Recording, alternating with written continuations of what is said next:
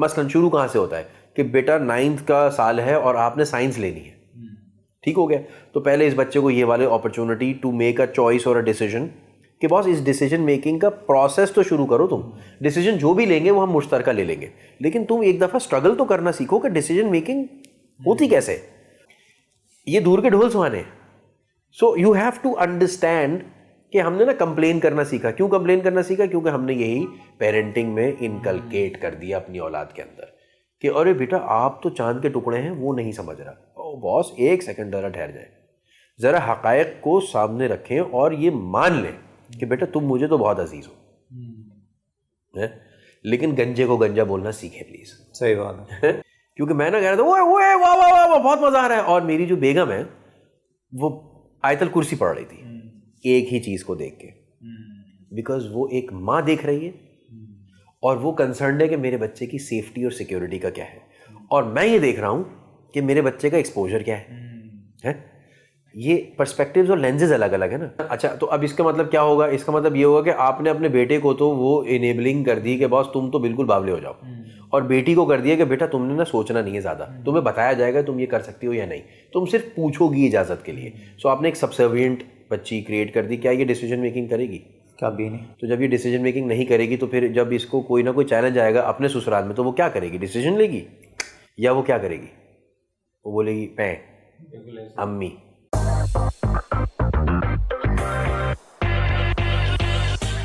अस्सलाम यासिर भाई, कैसे हैं? वालेकुम सलाम, फैंटास्टिक, अल्हम्दुलिल्लाह। ज़बरदस्त। ऑडियंस को बताता चलो, काफ़ी सारे लोग अल्लाह का शुक्र है रिस्पॉन्ड कर रहे हैं हमारी वीडियोस पे, और ख़ासतौर पे जो क्लिप्स हमारे लगाए जाते हैं और जो आपके बात करने का स्टाइल है। काफ़ी लोगों ने मुझे कहा कि यार बंदा बड़ा ज़बरदस्त है। एक बंदे ने तो कमेंट किया था बीच में, इन्होंने पकड़ा था, और चचा यार ये चचा कौन से पकड़ लिया आपने? तो भाई ये चचा इसलिए पकड़े कि ये मेरे बड़े भाई की तरह हैं। सिंपल सी बात है, जब भी इनसे बात होती है तो आई फील रियली पम्प्ड। तो जब मैं पम्प फील करता हूँ तो मेरी कोशिश होती है कि यार जो सुन रहे हैं, क्योंकि मेरे पॉडकास्ट पे जितने भी लोग आ रहे हैं, जिन लोगों से इंटरेक्शन होती है, वो इसी वजह से होती है कि यार I just want to get this message across कि यार अगर मैं पम्प फील कर रहा हूँ तो दूसरे भी फील करें। और वैसे भी यही चाहिए हम लोगों को आजकल, और कुछ चाहिए नहीं है। शेयर करें इस हाँ, जितना हम एफडअप हुए हैं, हमें ये चीज़ें बहुत सुनने की ज़रूरत है। तो काफ़ी लोगों ने कहा 80% 90% लोग कह रहे हैं कि यार ब्रिंग मोर। जो 10-20% हैं जो कह रहे हैं यार बोरियत हो गई, तो आप फिक्र नहीं करें, हमें बेसिकली उनका ख्याल ज़्यादा रखना है और कुछ नए चुपते हुए सवालात पे बात करनी है, सही है, ताकि लोग बोर फील ना करें। हाँ। तो आज का जो टॉपिक है वो मेरे दिल से बहुत करीब है, क्योंकि थोड़ा बहुत विक्टिमाइज मैं भी रह चुका हूँ, मेरे बहुत सारे फ्रेंड्स रह चुके हैं, अभी तक हैं काफ़ी सारे, अल्लाह का शुक्र है। मैं तो काफ़ी ज़्यादा उस चीज़ बाहर आ गया हूँ। वो ये है कि हमारे यहाँ जो बच्चे हैं ना, चलो टीन एज समझ में आती है, लेकिन 30 साल 40 साल में जब बंदा बच्चे की तरह बात कर रहा हो और वो ग्रो ना कर रहा हो, और अभी भी पेरेंटल प्रेशर वैसे ही हो जैसे उसके साथ 10-11 साल की उम्र में था, तो ये बड़ा मसला है। ये हमारे यहाँ, जैसे मैं फॉर एग्जांपल एक एग्जांपल से इलस्ट्रेट करता हूँ। कुछ अर्से पहले हमारे एक, जैसे ज़ाहिर फिटनेस कोचिंग से मेरा ताल्लुक़ है, तो एक क्लाइंट पाकिस्तान से बाहर, बल्कि नहीं कराची से बाहर, तो उन्होंने, मैंने कहा कि हाँ यार 2-3 महीने हो गए तो उनकी पुलअप स्ट्रेंथ अच्छी हो गई थी। मैंने कहा एक काम करो, पुलअप बार लगवा लो घर में, बेहतरीन हो जाएगा। तो उन्होंने कहा यार पुलअप बार नहीं लगा सकता मैं घर में। मैंने क्यों? मैं उसको बताया, मैंने कहा दराज में मिलती है, 1,500-2 हज़ार की मिल जाएगी। तो कहता है यार वो असल में अब्बा नहीं मानेंगे घर में पुलअप बार लगाने के लिए। बंदा 45 साल का था। 45 साल का? 45 साल का बंदा था, 3-4 बच्चों का वालिद था, माशाल्लाह अच्छा कमाऊ पूत आदमी था। मैं एक्सपेक्ट नहीं कर रहा था उससे इस तरह की बात। जब उसने ये बात की तो मैं थोड़ा शॉक हुआ। मैंने कहा यार अभी भी तो पुलअप बार है ये, पुलअप बार है, खुदा ना खास्ता एबो वाला बार नहीं है जिसमें आप बोलेंगे यार ये क्या। बिल्कुल ऐसी अपनी एक्सरसाइज करने के लिए अपने कमरे में बंदा ऊपर नीचे रहता है, अब्बा नीचे रहते हैं, वो लगा सकता है, लेकिन उसको ये कि अब्बा बोलेंगे क्या चोरपन शुरू कर दिया तुमने घर में, सही है क्या कर रहे हो। तो ये फीलिंग अभी तक क्यों है हमारे माशरे में? ये तो एक छोटी सी एग्जांपल थी, लेकिन ये एक बहुत बड़ा मसला है। देखिए ओके, एनालिसिस अगर करें इसकी एक सेकंड के लिए, तो हमने हमेशा से क्या सुना? हमने हमेशा से ये सुना कि बेटा जो है वो सहारा है बुढ़ापे का, और वो एक I don't agree with this, but हमने हमेशा एज अ सोसाइटी ये सुना है कि जी ये इंश्योरेंस पॉलिसी है टेक्निकली। अब आप उसको नाम कुछ भी दे दें कि वो कह रहा है कि मतलब वो गानों में भी सुन रहा है यही चीज़ कि आज उंगली थाम के तेरी तुझे मैं चलना सिखलाऊं, कल हाथ पकड़ना मेरा जब मैं बूढ़ा हो जाऊं, and so on and so fourth. ठीक हो गया? मीम्स भी ऐसे ही आ रहे हैं, फिर ड्रामे में यही चल रहा है, मूवीज भी ऐसी बन रही हैं। सही है। और पिदरशाही इसीलिए ज़्यादा प्रमोट हो गई हमारे यहाँ कि बॉस अगर बेटा हो गया ना तो इसका मतलब आपका बुढ़ापा हो गया एकदम सुकून वाला। ये कमाएगा, लाएगा, खिलाएगा, पिलाएगा, ख्याल रखेगा और आपके साथ ही रहेगा। ये भी एक एडेड क्लॉज है उसके अंदर जो अनसेड है एक तरह से। अब देखिए इसमें एक जहाँ पे बहुत सारे फ़वाइद हैं इस बात के, there are a lot of challenges that come with it, and उसमें से एक बहुत बड़ा जो चैलेंज है वो ये है कि ये बच्चा बड़ा ही नहीं हुआ कभी। ये उम्र दराज तो हो गया लेकिन ये बड़ा नहीं हुआ कभी। तो ये जो भी साहब हैं 45 के हैं और ये एक छोटी सी चीज़ ऐसी नहीं लगा पा रहे हैं। देखिए इसमें ना एज पेरेंट्स, मैं भी एक पेरेंट हूँ, आप भी एक पेरेंट हैं, बिल्कुल। एज पेरेंट्स हमारी क्या जिम्मेदारी होती है, इसको आप उल्टा एक सेकंड करके लिए देख लें। एज पेरेंट्स हमारी जिम्मेदारी ये होती है कि हमारी औलाद, चाहे वो बेटा हो या बेटी हो, प्राइमरली अगर हम इस लम्हे के अंदर बेटे की बात कर लें एक सेकंड के लिए, हम उसको ज़िंदगी के लिए इक्विप कर सकें कि तुम एक मुकम्मल शख्सियत के मालिक हो जिसकी बुनियाद पर तुम अपने फ़ैसले ले सकते हो। वो फ़ैसले ज़ाहिर है कि बेहतर होते चले जाएंगे ज़िंदगी के तजर्बे के साथ, और तुम एक इंडिपेंडेंट इंडिविजुअल के तौर पे फंक्शन कर सकोगे सोसाइटी के भी और अपने लिए भी, अपनी बेहतरी के लिए भी। देयर इज़ अ प्रॉब्लम, आज ये इंडिविजुअल इस स्टेज ऑफ लाइफ और इस एज ऑफ लाइफ में भी आकर ये डिसीजन नहीं ले पा रहा खुद से, कभी यार फिटनेस के बारे में ना असल में मेरे अब्बू थोड़ा सा रेजर्वेशंस रखते हैं।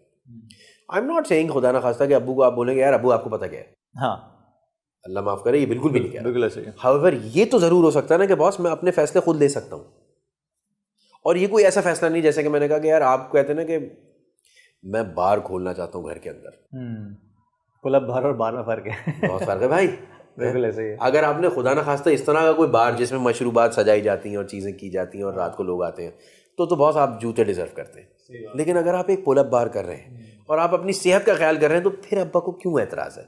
This also goes to show that we design ourselves to seek approval from our parents, और जिस चीज़ पे वो अप्रूव नहीं करते वो चीज़ हम नहीं करते या कर पाते, और उसकी एक मलामत रह जाती है। अब इसमें एक और प्रॉब्लम है, और वो चैलेंज बहुत बड़ा ये है फाद साहब, आज से 1949 में मेरे वालिद साहब पैदा हुए, से 50s और 60s में वो जवानी का दौर था उनका, एंड अब वो माशाल्लाह 74 के होने वाले हैं। माशाल्लाह 74 के हो गए, 75 के हो जाएंगे अब वो, अब नेक्स्ट बर्थडे पे। देखें वो वाइज भी हैं, विजडम भी है उनके पास ज़िंदगी का तजर्बा भी है, सब कुछ है, और वो मेरे लिए आज भी वो बीकन ऑफ और पिलर ऑफ स्ट्रेंथ है जो कि मेरे लिए बचपन में थे, और हम रहते भी साथ हैं by the way. However I am very blessed that way. मुझे एक वाक़ा सुनाता हूँ आपको। जब मेरी शादी होने वाली थी ना, तो मैं गया अपने वालिद के पास, मैंने कहा डैड मेरे पास पैसे नहीं हैं। कहने लगे अच्छा कितने हैं? मैंने कहा इतने, और चाहिए कितने? उतने। ओके, तो मैंने कहा फिर आप थोड़ा सा ना बात कर लें तो शादी ज़रा आगे 2-4 महीने 6 महीने डिले कर लें ताकि मैं कुछ पैसे जमा कर लूँ। कहने लगे नहीं बेटा वो तो नहीं होगा, मैं नहीं करूँगा फ़ोन। तो मैंने कहा फिर मतलब क्या आप पैसे देने लगे? कहने मेहनत करो। अच्छा अच्छा उस लम्हे के अंदर तो मैं आपको सही बता रहा हूँ, मेरे दिल में आया, मैंने कहा यार ये समझ क्यों नहीं रहा मेरी बात को? भाई ये तो बहुत सख्त जवाब दे दिया ना कि भाई मेहनत करो। तो क्या मैं नहीं कर रहा मेहनत, या मैं कोई लुद्धड़ हूँ, या वल्लालम क्या है भाई? उन्होंने कहा यार बात सुनो, जब मेरी शादी हो रही थी तो मेरे पास तो घर बार भी नहीं था कि मैं तुम्हारी माँ को कहाँ लेके जाऊँगा। तुम्हारे बाप के पास अपना घर तो है, तो ये तुम्हारा घर है, अब मेहनत करो। अच्छा साहब उस वक्त नहीं समझ में आई ये बात, हमें बड़ी कड़वी लगी। लेकिन अगर मुझे उस वक्त ये पता चल जाता कि अबे भाई कोई मसला नहीं है, अब्बा का पैसा है, तो मैं मेहनत नहीं करता कभी भी। हमें ये समझना होगा कि बॉस हम ना अपनी औलाद को इतना रूई का डला ना बना दें कि पहली बूंद पे वो सिमट जाए और वो डर जाए और वो फिर ख़त्म हो जाए। हमें उसको मजबूत बनाना है ना। बिल्कुल। तो अगर मजबूत बनाना है और ज़िंदगी के लिए तैयार करना है तो उसको फैसले सही और कुछ गलत भी लेने दो। ऐसा नहीं कि खुदकुशी कर ले वो या वो अपने आप को नुकसान पहुंचा। नजर रखो, लेकिन नजर रखो, लेकिन उसको गलती भी तो करने दो यार, उसको इजाज़त होनी चाहिए गलती करने की ताकि वो सीखे। सही बात है। और वैसे भी नॉर्मल ज़िंदगी में तो कहते हैं ना कि आपको वो एक कहीं मैंने पढ़ा था कि स्कूल में जिन चीज़ों पे सज़ा मिलती है ज़िंदगी से बाहर उन्हीं चीज़ों पे रिवॉर्ड मिलता है। सही है, सवाल उठाने पे तो ज़ाहिर है जिस तरह कंफर्टेबल रहना है, सही है, अनकंफर्टेबल क्वेश्चंस नहीं करने। इसी तरह पेरेंट्स भी नहीं करना चाहते कोई भी अनकंफर्टेबल कॉन्वर्सेशन, तो ये बहुत सारे इश्यूज़ होते हैं। अच्छा, सबसे बड़ा इशू पता है कहाँ आता है? जो मैंने नोट किया है और मुझे काफ़ी ज़्यादा ऑडियंसेस अक्सर मुझे मैसेज भी करते हैं, तो एक बड़ी कहते हैं ना कि कॉमन थ्रेड है बहुत सारी कॉन्वर्सेशंस में कि शादी के बाद ख़ास तौर पे, आप जैसे अभी शादी पे आपने बात की, तो जब शादी होने वाली होती है तो मेरा ये पर्सपेक्टिव हमेशा होता है कि भाई शादी से पहले अगर आप इतना डर के और हर सिस्टम में, हर चीज़ में आपको फादर की अप्रूवल चाहिए, मदर की अप्रूवल चाहिए, तो आप जिस बंदी को लेकर आ रहे हो जो आपकी ज़िम्मेदारी होने वाली है, सही है, तो मेरा नहीं ख्याल कि वो आपकी ज़िम्मेदारी रहती है, क्योंकि वो फिर उन्हीं की ज़िम्मेदारी हो जाती है। ऐसे ही। और फिर घर में फड्डे शुरू हो जाते हैं। फिर बहुत दफ़ा ऐसा होता है, अर्ली डिवोर्सेस भी इसी वजह से हो रही हैं कि बेसिकली बंदा जो अपनी रिस्पॉन्सिबिलिटी नहीं उठा। मुझे टाइम लगा ये समझने में, ठीक है, लेकिन आप किस तरह इस चीज़ को देखेंगे कि यार वो लोग जो बहुत ज़्यादा पेरेंटल प्रेशर में होते हैं वो बाद में अपनी शादी को गंवाने में टाइम नहीं लगता सिर्फ इसी वजह से, तो ये सही है या नहीं, क्या होना चाहिए इसमें? मर्द की ना एक बड़ी ट्रिकी सिचुएशन होती है ईस्टर्न माशरे में, ईस्टर्न माशरे में, है ना, क्योंकि हमारे ये माशरे के चैलेंजेस हैं जहाँ पे वालिदैन भी हैं, बीवी बच्चे भी हैं, और मज़े की बात है कि इसमें ना बीच में ख़ानदान भी है। हाँ, खाला भी है, पुप्पो भी है, सबसे पहले भवें उठाती हैं, ये क्या हो रहा है, ऐसे क्या, हाँ ऐसे भी हो रहा है, ताऊ देखे तुमने फलानी के या ढिमकानी के या ढिमकानी के। सो अगेन तो हमारा ना ज़रा कॉम्प्लिकेटेड स्ट्रक्चर है उसके लिए। अगर हमें ये देखना हो, देखें, मैं ये नहीं कह सकता कि आप एक रिश्ते को निभाने के लिए दूसरे रिश्ते की जिम्मेदारी ख़त्म कर दें एंड वाइस वर्सा। बिल्कुल सही। तो ये भी ज़रूरी नहीं है ना भाई। देखें हमारे यहाँ आमतौर से अभी तक इक्वेशन क्या रही है, अच्छा बेटा बुरा शौहर, अच्छा शौहर बुरा बेटा। ये तो ज़रूरी नहीं है ना भाई कि ये यूं ही चले। इक्विवेलेंस क्यों कर रहे हैं आप इसको? ये सीसॉ तो नहीं बनना था, सही है। Maybe there is a middle ground, what I try to practise and what I try to, देखें ये भी ट्राई है, बिल्कुल ऐसे, क्योंकि ज़िंदगी का ना कोई फॉर्मूला किसी के पास ये नहीं है कि बॉस ये चाबी मुझे मिल गई है, मैं खोलूँगा और सब तितलियाँ और रेनबोज और यूनिकॉर्न्स होंगे, ऐसा कुछ नहीं होगा। चैलेंजेस हैं, सीखते चले जाएंगे, but what you need to do is कि हम ना बफर होते हैं। माँ को कोई चैलेंज है, आप मुझे बताएं, I will see how to handle this. बीवी को कोई चैलेंज है, आप मुझे बताएं, I will make sure how to handle this, और मैं फिर इसको किस तरह से सिचुएशन को बग़ैर क़यामत आए हुए हैंडल कर सकता हूँ। एक चीज़ हमें समझनी होगी, जब भी, अब ये जेंडर बायस की बात नहीं है, लेकिन जब भी अगर मेरा और आपका कोई इख्तिलाफ है तो हम ना अनरीजनेबल भी हो जाते हैं एक दूसरे के साथ। ऐसा ही है, क्योंकि अभी हम one on one emotionally charged हैं। हमें हमेशा एक आर्बिट्रेटर को बुलाना होता है कि यार मेरी और फहद की ये बात नहीं समझ में आ रही है, तो यार अली से पूछ लेते हैं। सही हो गया कि भाई आप बताएं, थर्ड पर्सन कि यार अब क्या करेंगे आप। That is what role we should be playing. बिल्कुल ऐसे ही है, आप समझ रहे हैं। So again now coming to ये कैसे मैंने कैसे नतीजा अखज़ किया। बॉस लेकिन आपके वालिदैन को आप जानते हैं, आप उस निज़ाम को बचपन से जिए हैं, समझे नहीं है, आप उस निज़ाम को बचपन से समझते चले आए हैं और उस निज़ाम का हिस्सा हैं आप। सो आपको अपने वालिदैन के मिजाज का पता है। कट टू, आपकी बीवी को तो नहीं पता। उसको डील करने में और उसको समझने में थोड़ा सा तो टाइम लगेगा यार। आप एक सेकंड के लिए अपने ऊपर रख के सोचो ना, आपको हेल्प करनी पड़ेगी उसके लिए, तो आपको उसकी हेल्प करनी होगी और आपको उसको मैनेज करना होगा। एक बात हो गई। दूसरी बात यह है कि शरई तौर पे भी और हर हवाले से भी वो बीवी आपकी जिम्मेदारी है और उसके लिए प्रोवाइड करना भी आपकी जिम्मेदारी है। और प्रोवाइड का मतलब ये नहीं कि पैसे दे रहा हूँ मैं, प्रोवाइड का मतलब खुशी भी प्रोवाइड कर रहा हूँ, इमोशनली भी प्रोवाइड कर रहा हूँ, मॉरली भी प्रोवाइड कर रहा हूँ। मैं हर तरह से तुम्हें सिक्योरिटी प्रोवाइड कर रहा हूँ, not just financial security. So what that goes to mean is that कि अगर तो आपके घर में इसकी वजह से एक चैलेंज आ गया कि यार अब्बा ने कह दिया, अम्मा ने कह दिया, बीवी ने कह दिया, फलाने ने कह दिया, और ये आपस में टी टॉ टिश टिश हो गए हैं। सो इसका मुझे ऐसा लगता है कि एक ही तरीका नहीं हो सकता। तो at times you have to be the neutral person कि नहीं यार इस बार मेरी बीवी सही कह रही है, माँ इसमें चैलेंज है। लेकिन अगर आपने ये चौक पे कह दिया, हाँ, तो ये क़यामत बरपा हो जाएगी, तो जोरू का गुलाम हो गया। बिल्कुल ऐसे ही है। और अगर आपने चौक पे ये कह दिया कि नहीं इस बार मेरी वालदा सही कह रही है,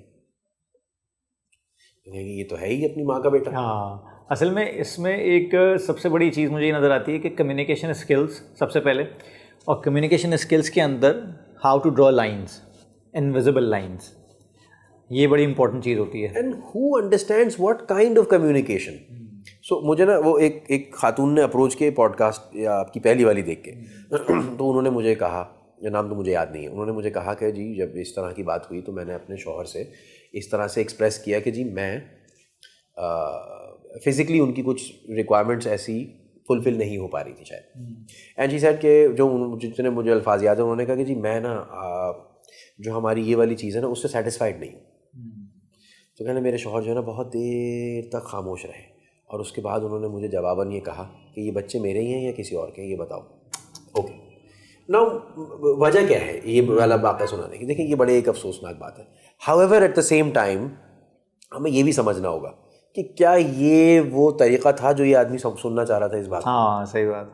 क्या मैं इसको ये कह सकता था for example how to address something ना, वो कहते हैं ना जोर का झटका धीरे से लगता है।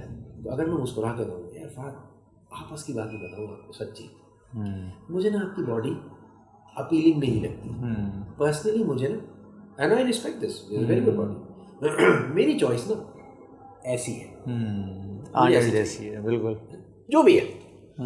तो शायद आप बुरा नहीं मानेंगे, लेकिन अगर मैं आपसे ये कहूँगा ना अबे भाई तुम्हारा है क्या बॉडी, ये कोई बॉडी होती भला भला ये भी कोई बॉडी होती है, ऐसे ही है। तो बात तो मैंने वही कही है, लेकिन देखें अगेन वही वाली बात है। तो 93% of communication is how you से इट, कैसे कहा, क्या अल्फाज इस्तेमाल हुए, टोन क्या था, क्या बॉडी लैंग्वेज, फेशियल एक्सप्रेशंस क्या थे।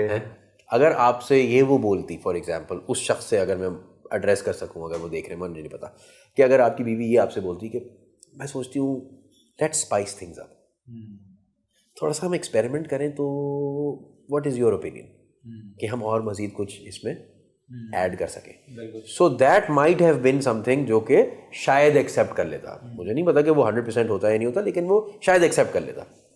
बिल्कुल हाँ। सो वो एक शायर ने बड़ी अच्छी बात कही, मुझे शेर शायरी आती नहीं लेकिन फिर भी मैं कोशिश करता हूँ। उसने कहा कि बॉस अगर आपका शौहर दाल खाते हुए ये बोल दे कि ज़रा अचार ले आना, तो समझ जाओ कि दाल में दम नहीं, दाल में दम नहीं है, बिल्कुल ऐसा ही। और ये भी समझ जाओ कि तुम्हारे मियाँ में भी दम नहीं है कि वो ये बोल रहा नहीं जा रहा, ऐसे ही ऐसे ही। लेकिन सबलिमिनली उसने ये मैसेज अक्रॉस कर दिया कि यार ये इसमें ज़रा अच्छा हो जाएगा, और आप शायद बुरा भी नहीं मानेंगे इस बात को कि हाँ अचार खाते हैं दाल के साथ। इट्स हाउ यू से समथिंग। तो अपनी माँ को भी तो उस तरह से एड्रेस करें ना जिस तरह से आपकी माँ समझ सकेगी। मेरे एक और, जिस तरह आप ज़ाहिर है मेंटोर रहे हैं, इस तरह एक और बड़े इंडस्ट्रियलिस्ट हैं, उनसे ये मेरी अच्छी दुआ सलाम रही है। एक दफ़ा उन्होंने मुझे बताया कि यार हुआ ये था कि शुरू में मुझे पता चला कि एक तो मेरे ख़ानदान के अंदर शादी हुई थी। ओके। तो जैसे कज़न्स हैं आपस में, या अम्मा ने कहना शुरू कर दिया, अब्बा ने कहना शुरू कर दिया, अब्बा तो नहीं खैर ख़वातीन ही कहती हैं कि बड़ा ससुराल के चक्कर लग रहे हैं, ये हो रहा है वो हो रहा है। ज़ाहिर शुरू में दावतें होती हैं, ये होती हैं वो होती हैं।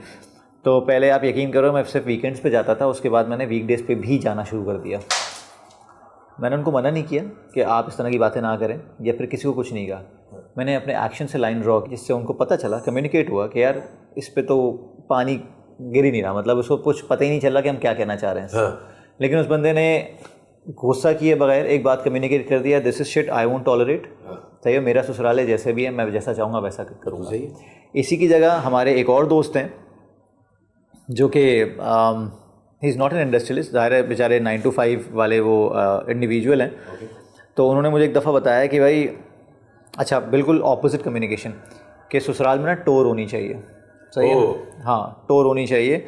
मेरी शादी हुई, वो मुझे समझा रहे थे कोई बात नहीं एक ज़माने में, तो मुझे हंसी बड़ी आई कि यार कितना इंसान आगे निकल जाते हैं चीज़ों में। तो कहता देखो मैं ससुराल जाता था शुरू में, शादी के फ़ौरन बाद तो मैं गया नहीं, उसके बाद पहली दफ़ा जब गया तो वो सॉसर में चाय आई, पिरच होती ना चाय, तो उसमें आई, ठीक है, बड़े लवाजमात रखे गए, सब कुछ हुआ, तो ठीक है मैं इंटरटेन किया गया, हम आ गए।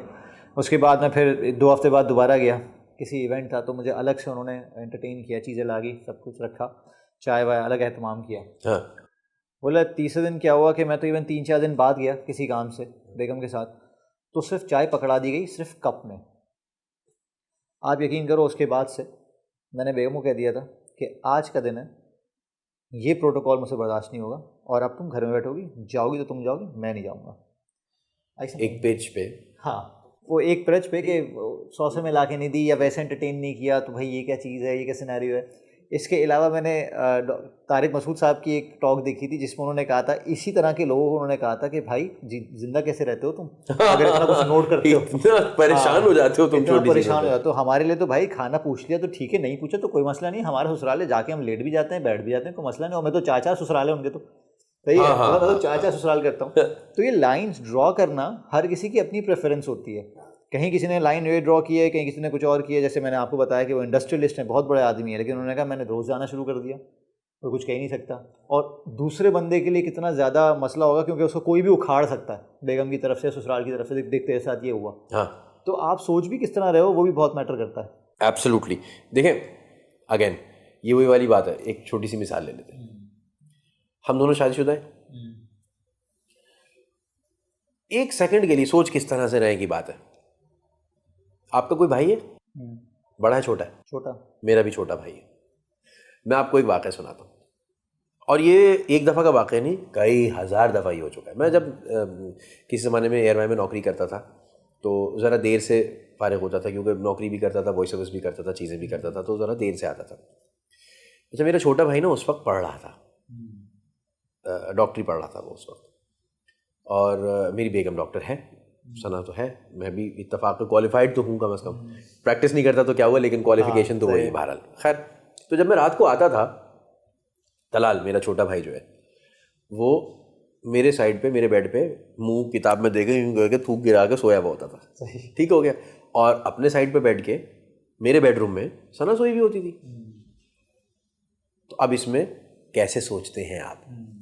यूजुअली मेरा क्या रिएक्शन होता था कि मैं उसको कहता था अंदर हो जाए यार, मुझे तो जगा दो करके ना, ज़रा सा अंदर होता था, गहरी नींद होता है। और उसके बाद फिर वो आम तौर से ना चंद मिनटों के अंदर या चंद सेकंड्स के अंदर उसको ये ख्याल आता होगा शायद कि भाई आ गया है। तो वो उठता था और उठ के चला जाता था अपने बिस्तर पे सोने, या वो अम्मा अब्बा के बिस्तर में घुस जाता था। ठीक हो गया। तो मैं उसको कहता था भाई सो जाना यार, क्या हो गया, जा रहा हूँ, यूँ करते हुए ना आंखें वाँखें मलता हुआ बेचारा चला जाता था।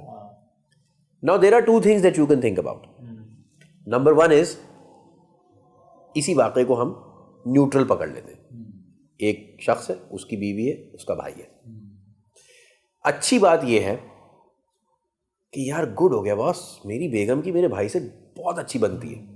इस हद तक बनती है, जो एक्चुअल बात है, कि कई ऐसी शिकायत जो मेरी होती है ना, वो मेरे भाई की कर देती है। यार तुम्हें पता है यासिन ना, यार ये वाला मिसिंग एक पोर्शन है, तो वो मेरे पास आएगा, यार तुम ये कर लो, करो तो क्या बुराई है, and so on and so fourth.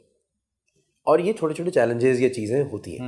Versus मैं ये सोचूं यार तुम मेरे बिस्तर में क्यों सो जाते हो यार, ये कोई तरीका है भला, और ये तो तुम्हारी बड़ी है फलानी ढिमकानी, और अल्लाह जाने क्या कुछ लोग क्या कुछ नहीं सोच जाते हैं, अल्लाह माफ़ करे। And I don't even want to get into that crap. वो बुलशिट जो है ना, आई एम सॉरी मैं ये लफ्ज़ यूज़ कर रहा हूँ, बट वो मुझे लगता है कि ये बहुत ही BS वाली बात है। सही कह रहे हैं, but it's how you think.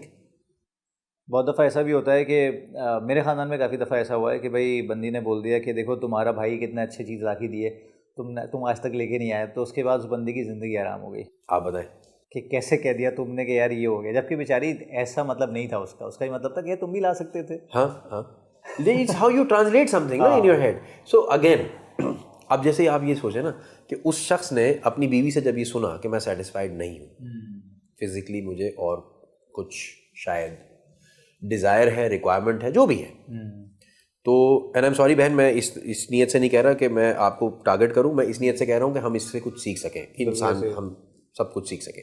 तो देखें, पॉइंट ये है कि वो उसने ये चूज़ किया, ये सोचना कि ये बद किरदार है, वर्सेस ये भी वो सोच सकते थे भाई कि यार ये बद किरदारी की बात नहीं है, what can I do to make this a more fulfilling marriage for her and for me as well. ये फ़र्क है ना, रादर देन मैं बोलूँ यार ये तो बद किरदार है, ये तो सेटिस्फाइड नहीं, अल्लाह जाने कहाँ कहाँ मुँह मारती फिर रही, क्योंकि एक दफ़ा आप इस रट में घुस गए, there is no end to it. तो वो पिच वाली बात है। अच्छा, इसमें एक बहुत बड़ा चैलेंज ये आता है, बहुत दफ़ा क्या देखा है कि बहुत सारी इंटीमेट चीज़ें होती हैं जो मियाँ बीवी को आपस में डिस्कस करनी चाहिए, लाइफ पार्टनर्स को, वो लोग पेरेंट्स से डिस्कस करना शुरू कर देते हैं। ठीक है, बंदा अपने पेरेंट्स से, बंदी अपनी पेरेंट्स से, या फिर आपस में सिबलिंग से, तो वो बड़ी खिचड़ी बननी शुरू हो जाती है। तो इसके बारे में आप क्या कहेंगे, क्योंकि हर कोई अपने एक्सपीरियंसेस ट्रांसलेट कर रहा होता है। वो आपको पता है ना, आपको याद है कि परसेप्शन इज प्रोजेक्शन। देखिए बॉस, आपकी रिलेशनशिप ना आपकी जिम्मेदारी है, ये आपकी वालदा की जिम्मेदारी नहीं है, आपके वालिद की जिम्मेदारी नहीं है। हाँ, आप ना कभी कभी for the sake of discussion कह लेते हैं कि रिलेशनशिप एडवाइस ज़रूर ले लेते हैं, बट आप ले रहे हैं किससे, ये ज़रा एक सेकंड के लिए हम कंसिडर कर लेते हैं। ज़रा सा मैं पहले फीमेल पर्सपेक्टिव पे आ जाऊँ, फिर हम मेल पर्सपेक्टिव की बात करते हैं। फीमेल पर्सपेक्टिव में बच्चियाँ जो है वो अपनी माओ से मशवरा ले रही होती हैं याद रहे कि अम्मी की शादी को 30, 32, 35, 40 एक्स नंबर ऑफ ईयर्स हो चुके हैं, ठीक है। अब वो उस ज़िंदगी के स्टेज में है जहाँ पर शादी स्टेबल नहीं है, शादी पत्थर की हो चुकी है इस वक्त, है सॉलिड कंक्रीट शादी है बॉस ये। अब ये जो झगड़े भी हो रहे हैं ना, इसमें कोई बहुत स्मॉल फ्रैक्शन होगा जो तलाक़ें हो रही हैं 30 साल के बाद। हमारी बात कर रहा हूँ मैं, पाकिस्तान या हमारे देसी डायस्पोरा की बात कर लेते हैं हम, पाकिस्तान, इंडिया, बांग्लादेश, ये वाला रेयर है कि 30 साल के बाद कोई डिवोर्स हो रही हो। और आप ये भी देखते हैं कि 30 साल के बाद औरतों के ना मुंह खुले हुए होते हैं, शौहरों को वो ताने भी दे रही होती हैं और कभी कुछ कह भी देती हैं, कभी ऊंची आवाज़ में बात भी कर लेती हैं, और शौहर भी सुन रहा होता है और वो कहता है हाँ भाई ये तो ऐसा ही है, क्योंकि ये रिलेशनशिप इवॉल्व होकर उस स्टेज तक आ चुका होता है। अब आप इस शख्स से कह रहे हैं कि आप मुझे बताएं, तो वो 9 टाइम्स आउट ऑफ 10 क्या मशवरा देती है उस लम्हे में? जो उसका कॉन्फिडेंस होता है ना, वो एक 2 साल की शादी की बच्ची का तो नहीं होना चाहिए ना। कॉन्फिडेंस से मैं ये नहीं कह रहा हूँ कि उसको कॉन्फिडेंस नहीं होना चाहिए कि मैं कह सकती हूँ, लेकिन जिस तरह से ये कह सकती है अपने शौहर से, उस तरह से वो अपने शौहर को अभी नहीं समझती, और वो रिश्ता अभी इवॉल्व करके यहाँ तक पहुँचेगा या नहीं पहुँचेगा। सही बात। तो ये बिल्कुल ऐसा है कि आप तो बहुत फिटनेस का काम करते हैं और आप ये कर रहे हैं पिछले कई साल से। अब आप ये एक्सपेक्ट करें कि दूसरे दिन जो बच्चा जिम में आया है वो उसी वजन को उठा ले, इसका बाजू टूट जाएगा। तो आप देखेंगे कि ये वाले जो मशवरे दे रही होती है ख़वातीन कि नहीं नहीं अरे कुछ नहीं होता, तुम ना यूं कह दो फहद को और यासिर को ये कह दो। देखिए boss, and we have seen multiple cases जहाँ पे शौहर कहता है, अभी मैं फीमेल पर्सपेक्टिव की बात करता हूँ, कि शौहर कहता है बॉस मैंने इनसे शादी की, इनकी माँ से शादी नहीं की, इनकी खाला से शादी नहीं की, ना मैंने पप्पो से की है, तो मुझे इन सब के पॉइंट ऑफ व्यूज़ नहीं चाहिए। बिल्कुल। इसको फ्लिप कर लेते हैं, मर्द का पर्सपेक्टिव। मर्द और औरत के, मेरी अपनी ऑब्जर्वेशन है और मैं कोई एक्सपर्ट नहीं हूँ इसमें कि मैंने कोई डेटा निकाला है कि जी इस तरह से मर्द और औरतें ऑपरेट करते हैं, बट औरतें ना आपस में डिस्कस करती हैं चीज़ें, ख़ासतौर से रिलेशनशिप और इमोशनल चीज़ें डिस्कस कर रही होती हैं मेजॉरिटी या बहुत औकात। मर्द नहीं करते। मर्द की एक ही वायरिंग है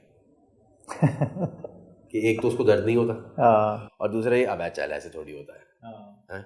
आपको और मुझे ना जनरली इजाज़त नहीं है कि हम बैठ के अपनी बीवियों के बारे में बातें करें। कभी नहीं हैं, सोच भी नहीं सकते। क्यों करूँगा भाई अपनी बीवी के बारे में? कौन हो तुम भाई, क्यों मुझे बता रहे हो ये बातें? हैं, हम तो मजाक उड़ा लेंगे। ख़वातीन में एक जनरल चीज़ है, हमारी जब बातें और गुफ्तगू और तबसरे होते हैं तो हम क्या करते हैं?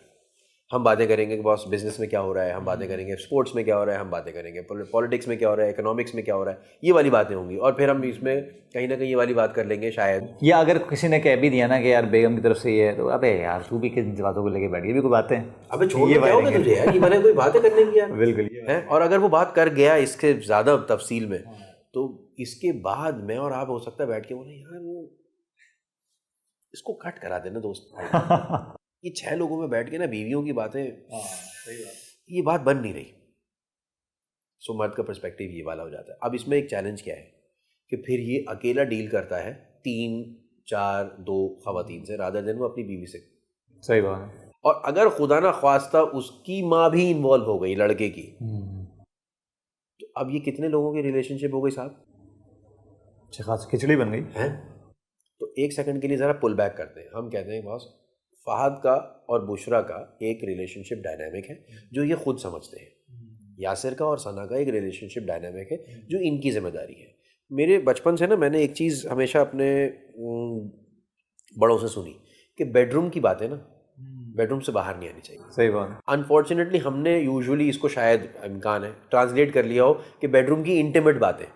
नहीं, वो सिर्फ फिजिकल इंटीमेसी की बात नहीं है, वो इमोशनल इंटीमेसी की भी बात है कि आज अगर मेरा झगड़ा हुआ है या कोई नाचाकी हो गई या कोई ऐसी डिसएग्रीमेंट है कि जिसकी वजह से हमारी बात बंद है इस्लामी के अंदर, तो बॉस इट्स ओके। सही है, ये बेडरूम से बाहर नहीं जानी चाहिए ना।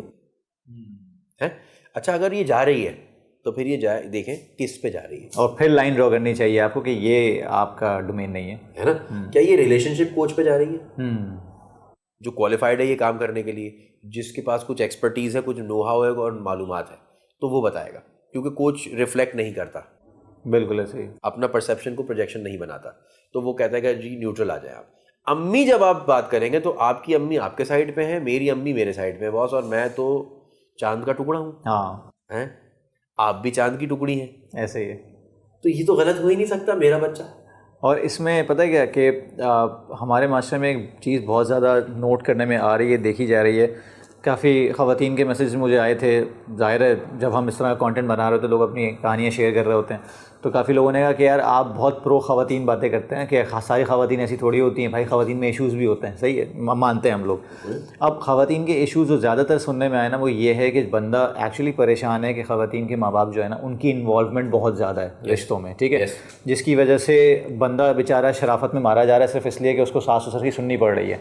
मतलब जैसे मुफ्ती तारिक मसूद के साथ मैंने किया था, बोल रहे भाई ऐसे केसेस भी आ रहे हैं कि बंदे की सास बता रही है कि बच्चा कितने वक्फे से होगा, सही है, और वो डिक्टेट कर रही हैं, लड़की की अम्मा डिक्टेट कर रही हैं, और कितने साल, हाँ उनका क्या ताल्लुक है, कितने मैंने भी अभी देखे हैं। तो यहाँ भी लाइन ड्रॉ करने के लिए बंदी को भी उतना ही साउंड होना चाहिए जितना बंदे से एक्सपेक्ट करे वो अपने पेरेंट्स के लिए लाइन ड्रॉ करे वो। एब्सोल्युटली। देखें, लाइक यू सेड, एक तो बात ये है कि दोनों मतलब रूल्स ऑफ एंगेजमेंट ना दोनों के लिए बराबर होने चाहिए। ये नहीं हो सकता कि बस तुम्हारा कुत्ता कुत्ता और हमारा कुत्ता टॉमी, ये नहीं हो सकता, ठीक है। दूसरी बात एक चीज़ आप डिसाइड कर लें, किसी भी रिलेशनशिप में, चाहे वो अजनबी के साथ ही क्यों ना हो, सड़क पे मिले हुए, आप मुझे गाली देंगे तो आप एक्सपेक्ट कर रहे हैं कि मैं आपसे तमीज़ से बात करूँगा, ये गलत कर रहे हैं आप अपने साथ, क्योंकि बॉस आपने मुझे गाली दे दी तो अब मेरा हक़ है कि मैं भी गाली में जवाब दे सकता हूँ। तो जब आपने अपनी अम्मी को इन्वॉल्व कर, मैं ये नहीं कह रहा हूँ कि अम्मी गाली है, लेकिन रेसिप्रोकेशन है ना, तो आपने अगर एक स्टेप उठा लिया है, टिट फॉर टैट, तो अम्मी मेरी इन्वॉल्व हो गई तो अब आपकी भी अम्मी इन्वॉल्व करने का पूरा हक़ रखता हूँ मैं। And what's going to happen 9 times out of 10 अभी जो मैं सुन रहा हूँ, और ऐसे बेतहाशा केसेस आ रहे हैं या ऐसे बेतहाशा लोग जो है ना वो एक्सपीरियंस कर रहे हैं सिचुएशंस, जहाँ पे अभी हमारे एक मेरे सुनने में आया कि लड़की के घर वाले बताएंगे कि घर कहाँ होगा जो आप लेंगे, और लड़की के घर वाले बता रहे हैं कि वो अलग रहेगी और वो यूं होगा और ऐसे होगा, इतने बजे वो खाएगी, इसके हाथ का खाएगी, उसके हाथ का नहीं खाएगी, और मतलब अल्लाह जाने क्या, एक तकरीबन ऐसा हो गया कि फरमाने इलाही आ गया और ऐसे होगा बॉस। तो साहब एक चीज़ ज़रूर है जो कि मुझे लगता है कि दोनों को अंडरस्टैंड करनी चाहिए, दिस इज़ वेरी इंपॉर्टेंट, कि यार शादी से पहले ना ये कड़वे डिस्कशंस ले लो। सही बात। देखिए अंग्रेज़ ना कुछ चीज़ें ठीक करता है बॉस, और वो कुछ चीज़ें उनमें से ये ज़रूर है कि वो आपने ना एक बड़ा अच्छा क्लिप लिया था कि शादी से पहले टेस्ट ड्राइव, सही है। तो बॉस शादी से पहले टेस्ट ड्राइव का मतलब सिर्फ ये नहीं है कि आपने ना फिजिकल टेस्ट ड्राइव लेनी है। Let's be very honest about this, आपने एक्चुअली मेंटल टेस्ट ड्राइव लेनी है इसकी, क्योंकि physicality is a very small portion of the entirety of the relationship. उसमें ये भी तो मैं देखूंगा ना यार कि टेस्ट ड्राइव में बॉस मैं अगर हॉरर एंजॉय करता हूँ और ये कॉमेडी एंजॉय करती है तो ये कभी नहीं मैच हो पाएगा, या क्या मैच करे, तो एक्शन में हमें कॉमन ग्राउंड मिल जाता है, क्या ऐसा कुछ है या नहीं है, तो हमें ना ये ज़रूर कंसिडर करना होगा। अनफॉर्चुनेट बात यह है कि उस दौरान हम अपने बेस्ट बिहेवियर पे होते हैं वो भी खिलखिला के हंस रही हैं, आप भी मुस्कुरा के शर्मा रहे हैं, आप कह रहे हैं अपनी औकात से ज़्यादा अच्छे रेस्टोरेंट लेके जाऊंगा, वो कह रही है अपनी शक्ल से ज़्यादा अच्छा फ़िल्टर लगा लूँगी, and so on and so fourth. But अगर हम एक सेकंड के लिए कंसिडर करें कि इसका मतलब आपकी रिलेशनशिप की बुनियाद झूठ पर रखी गई कि मैं तो वो था ही नहीं जो आपको दिखाया गया था, और आप वो थी ही नहीं जो मुझे दिखाया गया था, और रिश्ते जब आ रहे हैं और मिलना मिलाना हो रहा होता है, तो आप कभी गौर किया आपने 99.99% शादियां बिल्कुल जैसे होने वाली होती हैं तो एक सेकंड के लिए वो टूटती भी है, यार फिर नहीं कर रहे हम शादी वादी। 99.9% शादियों में मैंने ये देखा है कि सब अच्छा चलना शुरू होता है, फिर एक चैलेंज आता है एक फिल्म की तरह, उसमें से फिर बाप माँ कोई भी इन्वॉल्व होता है, कहते हैं यार ये शादी वादी नहीं हो सकती, फिर कुछ थर्ड ग्राउंड निकाला जाता है और आगे बढ़ जाते हैं। ये क्यों होता है भाई? क्योंकि हमने ना कोई भी कड़वा डिस्कशन नहीं, प्रैक्टिकल डिस्कशन नहीं लेते हम कौन से डिस्कशन लेते हैं, अरे अरे बस, और अवॉइड करते हैं कोई भी उल्टी सीधी बात, उल्टी सीधी जिसे हम कहते हैं कि उल्टी सीधी बात है। उल्टी सीधी बात क्यों नहीं हो सकती भाई? उल्टी सीधी ही बात पहले डिस्कस कर लेनी चाहिए, वही आगे प्रॉब्लमेटिक होती है, वही तो प्रॉब्लम होती है। मसलन अगर आज आप ये डिस्कस कर, let's assume for the sake of discussion हमारी शादियां नहीं हुई भी, एक सेकंड के लिए मान लेते हैं और हम एक सेकंड के लिए वो बावली टोपी उतार देते हैं अपने सर से जो कि कुंवारे लड़के के ऊपर पड़ी हुई होती है, कि वो तो बिल्कुल बावला होता है कि बॉस कुछ भी हो जाए, अल्लाह प्लीज़ मेरी शादी करा दो प्लीज़ ना, मुझे बहुत प्यार हो गया है, प्यार बह जाता है उसके अंदर, उबल पड़ रहा होता है, कानों वानों में से झाग बन के निकल रहा होता है। सो अगर हम एक सेकंड के लिए प्रैक्टिकल ये डिस्कशन ले लें कि यार बॉस मुझे ज़रा ये बताओ कि फाइनेंशियल मैनेजमेंट में तुम्हारी क्या राय है, मैं ये महंगे महंगे या सस्ते सस्ते या फलाने वाले या ढिमकाने वाले ये चीज़ें मैं नहीं करूँगा। मेरा प्रिंसिपल ये कहता है, तुम्हारा क्या है भाई? हम क्या करते हैं, उल्टा बताते हैं, हम कहते हैं कि अल्लाह उधार लेके महंगा फ़ोन दिला दूंगा वैसे। बिल्कुल, उसकी एक्सपेक्टेशन गलत हो गई मैनेज। अच्छा, वो भी इसके जवाबी कार्रवाई में कोशिश ये कर रही है कि मैं रेसिप्रोकेट करूँ ज़्यादा करके। तो जब ये रेसिप्रोकेट कर रही ज़्यादा का, तो आपकी सबकी ना एक्सपेक्टेशन मैनेजमेंट हो गई गलत। नाउ कमिंग बैक,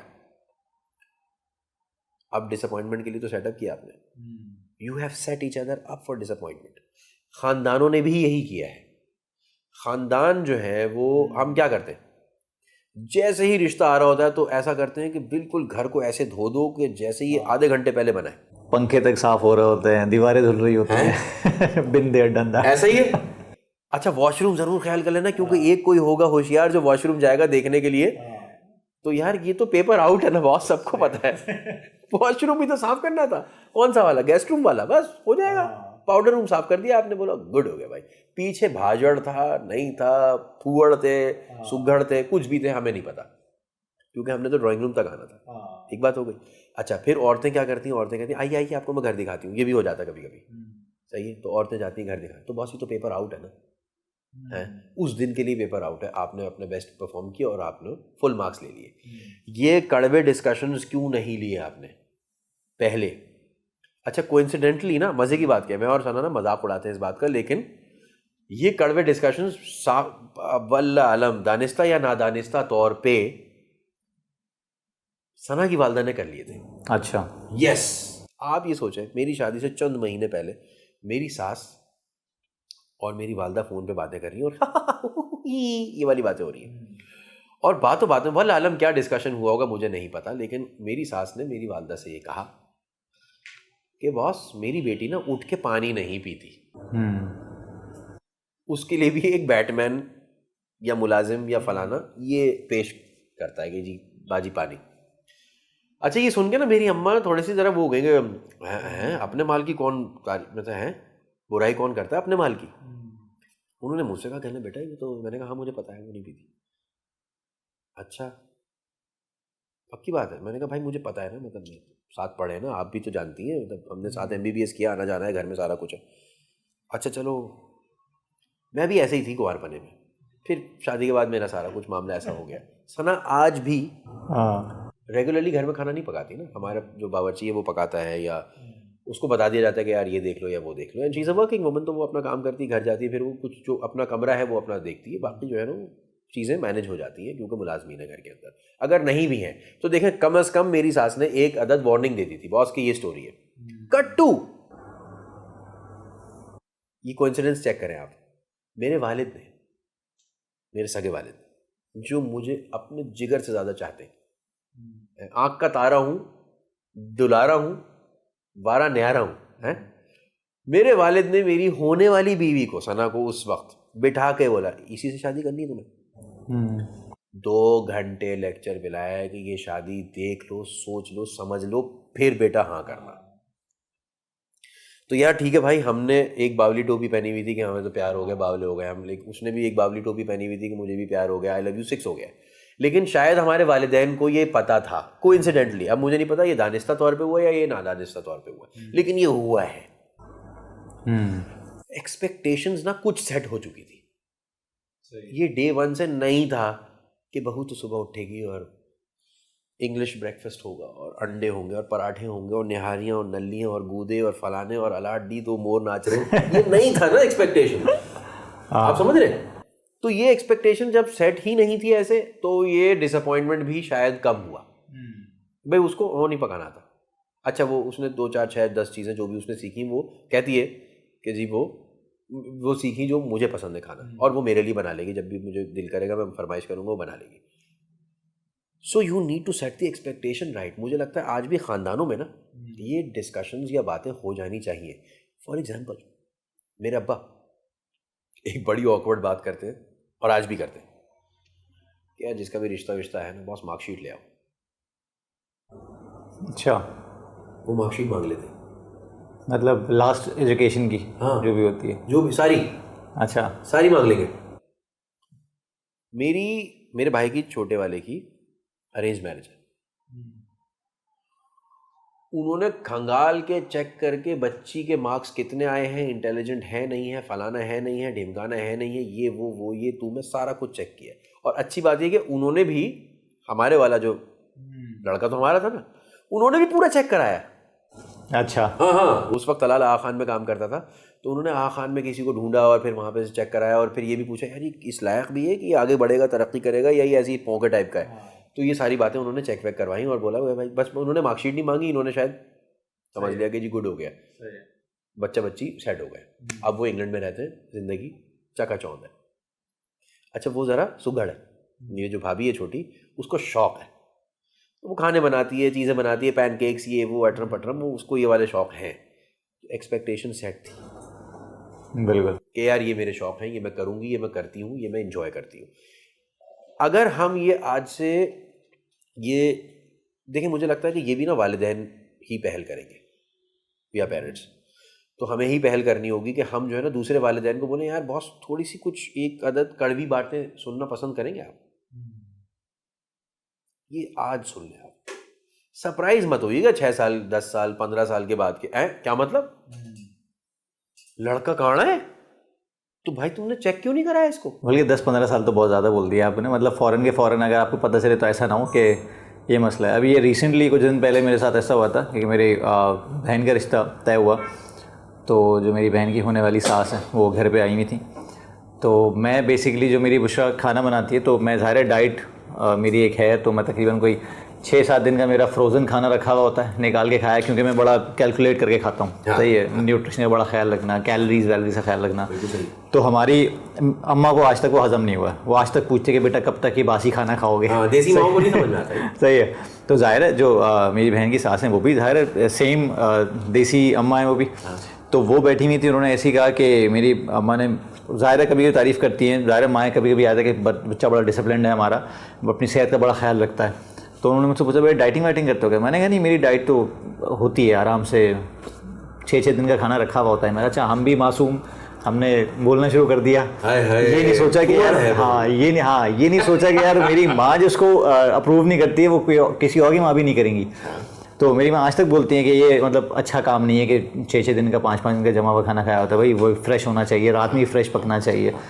तो अब सिंपल सी बात है, मेरी बेगम आज तक मुझे कहती है कि तुमने मुझे क्या फुआ साबित कर रहे थे, ये देखे ना तुम्हारी वजह से बनाती हूँ मैं, और वहाँ तुमने बोल दिया। तो ये एक रेड फ्लैग था, और उनके लिए भी रेड फ्लैग था, क्योंकि उन्होंने सबसे पहले फिर ये बता दिया कि बेटा जो भी है, फिर मेरी बेगम पे उन्होंने कहा कि बेटा आप करती होंगी लेकिन यहाँ हम एक्सपेक्ट नहीं करते किसी से। तो ये भी वो वाली बात हो गई ना कि एकदम उनको एक मैसेज चला गया कि भाई मेरी तरफ से जो मैसेज गया इस घर की तरफ से, उन्होंने अपनी एक्सपेक्टेशन बता दी कि आपके घर में होता है, हमारे घर में नहीं होगा ये। कोई सोचना भी नहीं। तो ये आज सेट कर ले। हाँ, ये आज सेट कर और इसमें बुरा नहीं माने आप। देखिए हमारे यहाँ ना आमतौर से फिर पोस्ट डिस्कशन क्या होता है, अरे क्या मतलब ये कोई तरीका था बात करने का यार, आप ऐसा ना एक्सपेक्ट करें यार, कैसे ना एक्सपेक्ट करें, ये तो आज ये कह रही है कल को ये कुछ और चाबू को निकाल लेंगी। बॉस सच्चे दिल से ईमानदारी से एक दूसरे को एक्सेप्ट करने से पहले समझ तो लें कि मैं ये खरीद कह रहा हूँ भाई, आप इसको एक सेकंड के लिए एक चीज़ पकड़ लें। आप गाड़ी खरीदते हैं, कितने साल चला लेते गाड़ी? 5 साल? हाँ 10 साल? तो जब आप गाड़ी खरीद रहे होते हैं तो उसको पूरा ठोक बजा के चेक करते हैं। बिल्कुल ऐसे ही है। आप एक टेस्ट ड्राइव भी लेते हैं, आप उसकी हर चीज़ खोलते हैं, मैकेनिक से चेक भी कराते हैं, सब कुछ कराते हैं। बिल्कुल। और उसकी हर फी ढूंढने की कोशिश करते हैं। जो चीज़ एक मैकेनिकल चीज़ है, जो आपकी ज़िंदगी पे उस तरीके से असरअंदाज नहीं है, उसको आप ठोक बजा के चेक करते हैं।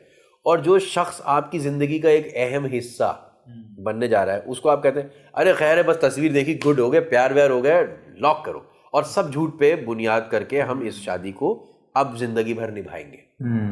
और ये सब चीज़ें शुरू होती हैं, ख़ास तौर पर हम पेरेंटिंग की बात कर रहे हैं, सही है। तो ये जो मैल प्रैक्टिसेस है पेरेंटिंग के, उसी में ही आता है, क्योंकि ये बेसिकली उनका, जैसे आपने अपने फादर का जिक्र किया, that was very high of him कि उन्होंने कहा कि भाई 2 घंटे का लेक्चर पिला दूँ इससे पहले कि वो बातें, वरना बंदा तो ये बोलता है ना कि नहीं यार मेरे बेटे में तो कोई मसला नहीं है। अरे सही है, जान का टुकड़ा है, ये बहुत इंपॉर्टेंट चीज़ है।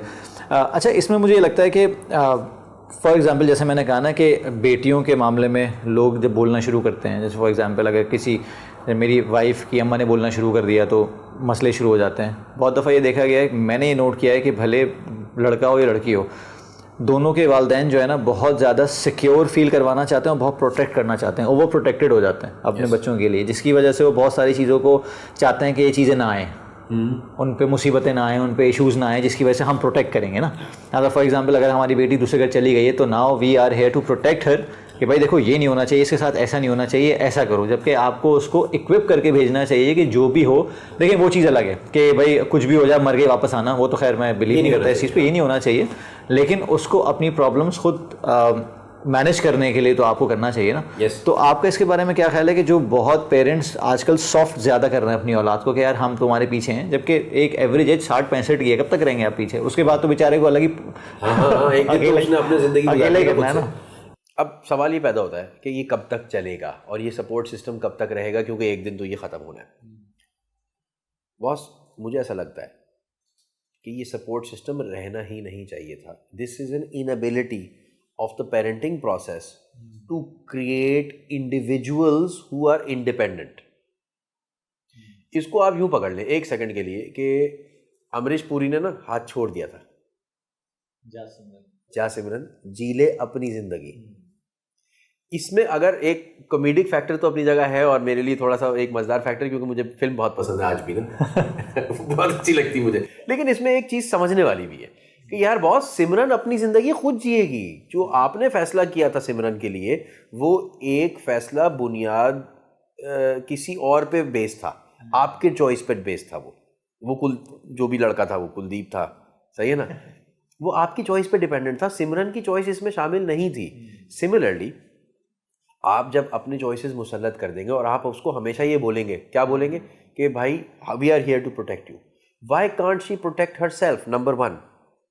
नंबर 2, आप उसको इक्विप क्यों नहीं, देखें अभी तक हम सोसाइटल डायनामिक्स में यहाँ तक तो आ गए हैं कि बच्चियों को पढ़ाओ है और उनको doctors, engineers, MBAs, chartered accountants ये सब कराओ ताकि ये इंडिपेंडेंट स्ट्रॉन्ग विमेन बन सके। हम ना स्ट्रॉन्ग विमेन नहीं बना रहे, हम कैरेक्टर स्ट्रॉन्ग नहीं कर रहे। सो 9 times out of 10, और ये मैं इंडिविजुअल साइलोज में कुछ लोग हैं जो कि वाकई अच्छी परवरिश कर रहे हैं और वो इंडिपेंडेंट औरतें या इंडिपेंडेंट मर्द बना रहे हैं, लेकिन मेजॉरिटी अगर हम सोसाइटी की बात करें, स्टेटिस्टिकली क्या होता है, स्टेटिस्टिकली ये होता है कि जी अगर तो मियाँ बीवी का झगड़ा हो गया है तो उसके भाई आ जाएंगे बच्ची के, या वालिद आ जाएंगे, यहाँ से वालिदैन बैठ जाएंगे, और ये जो बेवकूफ़ हैं, हाँ, इन बेवकूफ़ों की ज़िंदगी का फैसला ये सब कर रहे होंगे। इसने मुझसे ऐसी बात कर दी, उसने मुझसे ऐसी बात कर दी। अ लॉट ऑफ टाइम्स ये डायनामिक इन दोनों के बीच का होगा ही नहीं। अब ख़ानदान आपस में ये फैसला करेंगे जिनका कोई इमोशनल बॉन्ड और कनेक्शन इस वक्त बल्कि उल्टा है, नेगेटिव है, एक दूसरे से लड़ने आएंगे। सही बात है। और ये मामले को बेहतर करने शायद इस वक्त मूड में नहीं है। नंबर 2, एक बहुत बड़ा चैलेंज है, हम अभी जो ऑफ स्क्रीन भी बात कर रहे थे, देखिए हमने प्रोग्राम क्या किया, हमने 3 चीज़ों में गलत प्रोग्रामिंग कर दी जो हमें शायद अब रिविजिट करना चाहिए। पहले हमने ये किया, बच्चियों को बोला कि बेटा अब तुम जा रही हो और लाश ही आएगी वापस। एक एक्सट्रीम हो गया, एक एक्सट्रीम ये हो गया। दूसरा एक्सट्रीम ये हमने प्रोग्राम कर दिया उसके अब शौहर को कि एक तो मर्द को दर्द नहीं होता, मर्द की फीलिंग्स नहीं होती, मर्द वल्नरेबल नहीं होता, और पहली रात को बिल्ली मार देना भाई हैं, अच्छा भाई पहली रात को बिल्ली मार देना, और मर्द वो होता है जो बीवी की नहीं सुनता और ये होता है टार्जन होता है और माचो होता है। ओके हो गया। अच्छा, कट टू तीसरी हमने ये प्रोग्रामिंग कर दी है गलत कि बॉस 25 साल की उम्र में इसकी कर दो शादी। इस बच्चे को अभी तो ये ही नहीं पता कि बेर कहाँ है, बेर के बाकिया हिस्सों पे तो ये बाद में जाएगा, अभी तो इसको बेर भी नहीं पता किधर है। ये बेर क्या होता है यार? बेर वैसे तो एक बड़ा पुराना माकूला है कि आप पहले कोई भी मालूमात हासिल करने या ज्ञान बांटने से पहले आपको खुद को पता होना चाहिए कि बेर की गाफ कहाँ है। लेकिन अब वो हम समझ नहीं पा रहे कि पहले तो बेर ढूंढो ना बेटा। देखिए मेरी उम्र 25 साल थी जब मेरी शादी हो गई। अब मुझे ये अंदाज़ होता है 25 साल की उम्र में लड़का मर्द नहीं हुआ होता, समझदारी के अभी उस पॉइंट पे नहीं पहुंचा होता, अभी उसने अपनी ज़िंदगी का वो पैच एक्सपीरियंस करना शुरू किया होता है कि अभी तो 2 साल हुए उसको काम करते हुए, 3 साल हुए, तो अभी उसने इंडिपेंडेंस सीखी है और अब उसको लग रहा है कि मैं हो गया हूँ चैप, मैंने एक छोटी सी गाड़ी ले ली है या मैंने एक गाड़ी ले ली है, मैंने कुछ छोटा मोटा पैसा जमा कर लिया, अब मैं शादी के लायक हो गया हूँ। अनफॉर्चुनेट बात यह है कि शादी के लायक का पैमाना या किसी भी चीज़ के लायक का पैमाना हमने क्या रखा है, वो उसने पैसे कमा लिए। तो अगर आज आपके और मेरे 10 साल और 12 साल के बच्चे पैसे कमाना शुरू कर दें तो शादी करा दें इनकी, पैमाना तो यही हो गया ना। But the parenting must kick in again, कि क्या मेरा बच्चा या बच्ची वाकई रेडी है इतना बड़ा डिसीजन और लीप ऑफ फेथ लेने के लिए, और रिस्पॉन्सिबिलिटी संभालने के लिए किसी एक बंदे की है कि भाई अब आप बुशरा की जिम्मेदारी है और बुशरा आपकी जिम्मेदारी है, similar to how Sana and I are each other responsibility. और हमें दूर रखो इस चीज़ से, ऐसा तो बिल्कुल नहीं है ना, है ना। अच्छा, इसमें एक और प्रॉब्लम है। अगर आप साइकोलॉजिकली सोच लें एक सेकंड के लिए कि बॉस, हमने बचपन से सुना तारिक बिन ज़ियाद ने कश्तियाँ जला दी थी, बर्न योर बोट्स, तभी तो वो जंग में जीता था। आपने तो एक लाइफ राफ्ट उसके साथ अटैच कर दी। सही बात है। लड़का हो या लड़की, जब आपके पास एक लाइफ राफ्ट अटैच्ड है कि यार कुछ भी गड़बड़ हो ना, इसमें कूदना और सीधा आ जाना घर, तो उसके पास ये ऑप्शन है ना। अब वो सोल्यूशन थोड़ी ढूंढेगा, अब वो क्या ढूंढेगा? आसान। आसान क्या है? ये मैं कूदा या कूदी लाइफ राफ्ट में, चप्पू चलाते हुए घर, अब्बू बात करेंगे। डिफिकल्ट डिसीजन, अब इस पॉइंट इन लाइफ में भी डिफिकल्ट डिस्कशन तुम नहीं कर पा रही अपने शौहर के साथ, या तुम नहीं कर पा रहे हैं अपनी बीवी के साथ। There is a challenge there because we were not prepared to have uncomfortable conversations. We created people pleasers. ये अगेन पेरेंटिंग पे कहाँ से आई? हमने उस बच्चे की परवरिश के दौरान हमेशा कब तारीफ की? जब उसने वो किया जो आपकी मर्जी का था। ऐसा ही है, आपका दिल कर रहा था कि वो टिंडे खाए और उसने खा लिए अपनी मर्जी के खिलाफ, तो आपने कहा देख मेरा बेटा, ये बात, मेरी बेटी, मेरे बाप, मेरा बाबू, मेरे पप्पू। हाँ, जब आपका दिल किया और उसने वो हरकत कर दी। फॉर एग्जाम्पल, हमारे यहाँ कब अप्रिसिएशन होती है? कभी दावत में चलेगा और आपने बोला बेटा जरा फलानी चीज़ सुनाए, और उसने सुना दी। भाई हो सकता है वो इंट्रोवर्ट है, वो नहीं सुनाना चाह रहा, और उसको हम लाने देते हैं, भाई यार ये पौंका है तुम्हारा वाला, थोड़ा हल्का पीस ले मिल गया तो मैं, चलो अल्लाह खैर करेगा, लेकिन यानी इसका साबुन ज़रा स्लो है? और हमारा वाला चेक करें आप, बस हो सकता है कि मैं बंदर से कह रहा हूँ कि यार तुम पानी में तैरो, और ये तो सिर्फ कंफर्मिटी है और कुछ नहीं है ना। So if I am a good child, the parameter and the barometer is कि मैं वो करता हूँ तब जब मेरे वालिदैन मुझे एंटर का बटन दबा देते हैं। Agreed, there is a wisdom to it, but I must also have a choice, है ना। ये बिल्कुल ऐसा जैसे मेरी वालदा को, वो जो आप कह रहे थे ना अभी ऑफ कैमरा, मेरी वालदा को ये लगता है कि मैं ना अच्छा खाना नहीं खाता। क्यों? क्योंकि मैं दाल पीता हूँ चमचे से कि मेरा पेट ना निकल जाए, या मैं पराठे नहीं खाता, या मैं मुरगन नहीं खाता। ये उनका माइंड है, उनका मॉडल ऑफ द वर्ल्ड है कि यार ये है ना, बिल्कुल ऐसे। तो मेरी वालदा के लिए सेहतमंद कौन होता है? गाल निकले हुए, गाल भरे में उसके, और 3 रोटियां खाता हो, बिल्कुल ऐसे। और क्या खा रहा है भाई, वाह भाई वाह, मजा आ गया। और ये जो है ना, मतलब उनको अगर मैं बताऊं कि बहुत इनके ना 6 पैक है, तो कहते हैं कितना बुरा लग रहा है, घिन आ रही है देख के। इट्स ओके भाई, उनका मॉडल में वो है, I must respect that. But अगर मैं इवॉल्व्ड इंसान हूं तो मुझे ये देखना होगा ना कि बॉस ये निहारी पाए नलियां खा के तो लोग मर रहे हैं। समझदारी का तकाजा क्या है?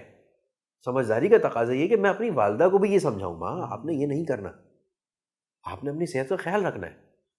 तो फॉर एग्जाम्पल मेरे ननियाल में ना पैमाना क्या है खुशी का, कि यार अगर तो शादी के बाद फहद का पेट निकल रहा है और बुशरा का भी पेट तो खुश है, और यार ये लोग खुश हैं बस, इनकी शादी कामयाब जा रही टनाटन। और इसमें इन्होंने रेस लगाई है कि कोशिश करना कि पहली एनिवर्सरी से पहले ना एक गोल में, ये होती है खुशियां।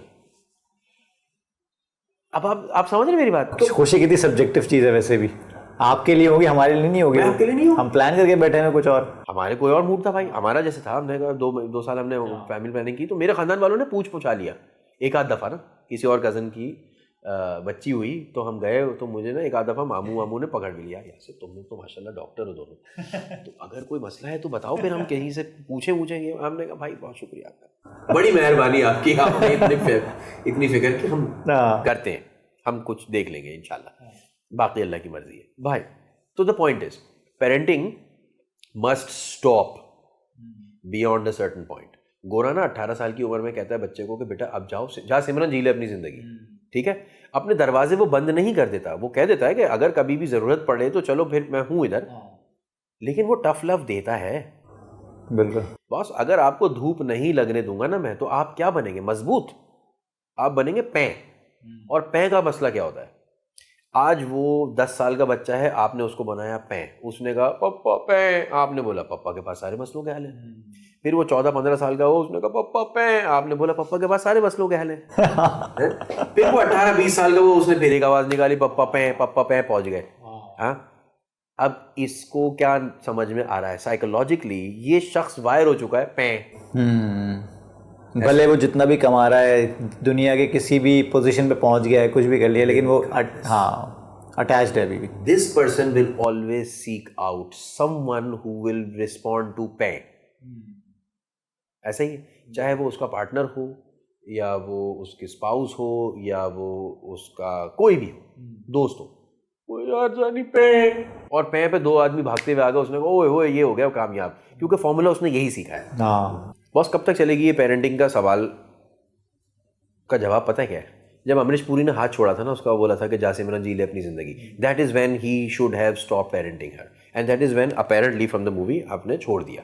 सो अगर सिमरन को आप जिंदगी जीने का मौका नहीं देंगे और आप उसकी जिंदगी का हर फैसला खुद करते चले जाएंगे, मसलन शुरू कहाँ से होता है कि बेटा 9th का साल है और आपने साइंस लेनी है, ठीक हो गया, तो पहले इस बच्चे को ये वाले opportunity to make a choice और अ डिसीजन कि बॉस इस डिसीजन मेकिंग का प्रोसेस तो शुरू करो। तुम डिसीजन जो भी लेंगे वो हम मुश्तरका ले लेंगे, लेकिन तुम एक दफ़ा स्ट्रगल तो करना सीखो कि डिसीजन मेकिंग होती कैसे, व्हाट आर द इम्पैक्ट्स हैं। रात को बैठ के तुम्हें नींद कैसे आ रही है कि सुबह मैंने पेपर कौन सा चूज़ करना है या मैंने सब्जेक्ट कौन सा चूज़ करना है।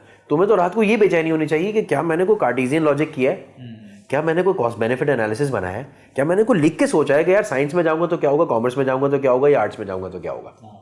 ये फिर तुम ये इंतजार कर रहे हो कि बस जो वो बता अब्बा बता देंगे, अम्मा बता देंगे, वो कर लेंगे। अच्छा, 2 चॉइसेस हैं, एक तो ये है कि यार मेरे सारे दोस्त जा रहे हैं इसमें तो मैं भी ये दुम पकड़ के पीछे पीछे चल पड़ूंगा भेड़ की तरह, और या मेरे अब्बा बता देंगे, यानी कि या तो मैं चरवाहा ढूंढ रहा हूँ और या जिस भेड़ के पास चरवाहा है मैं उसके पीछे चल पड़ूंगा।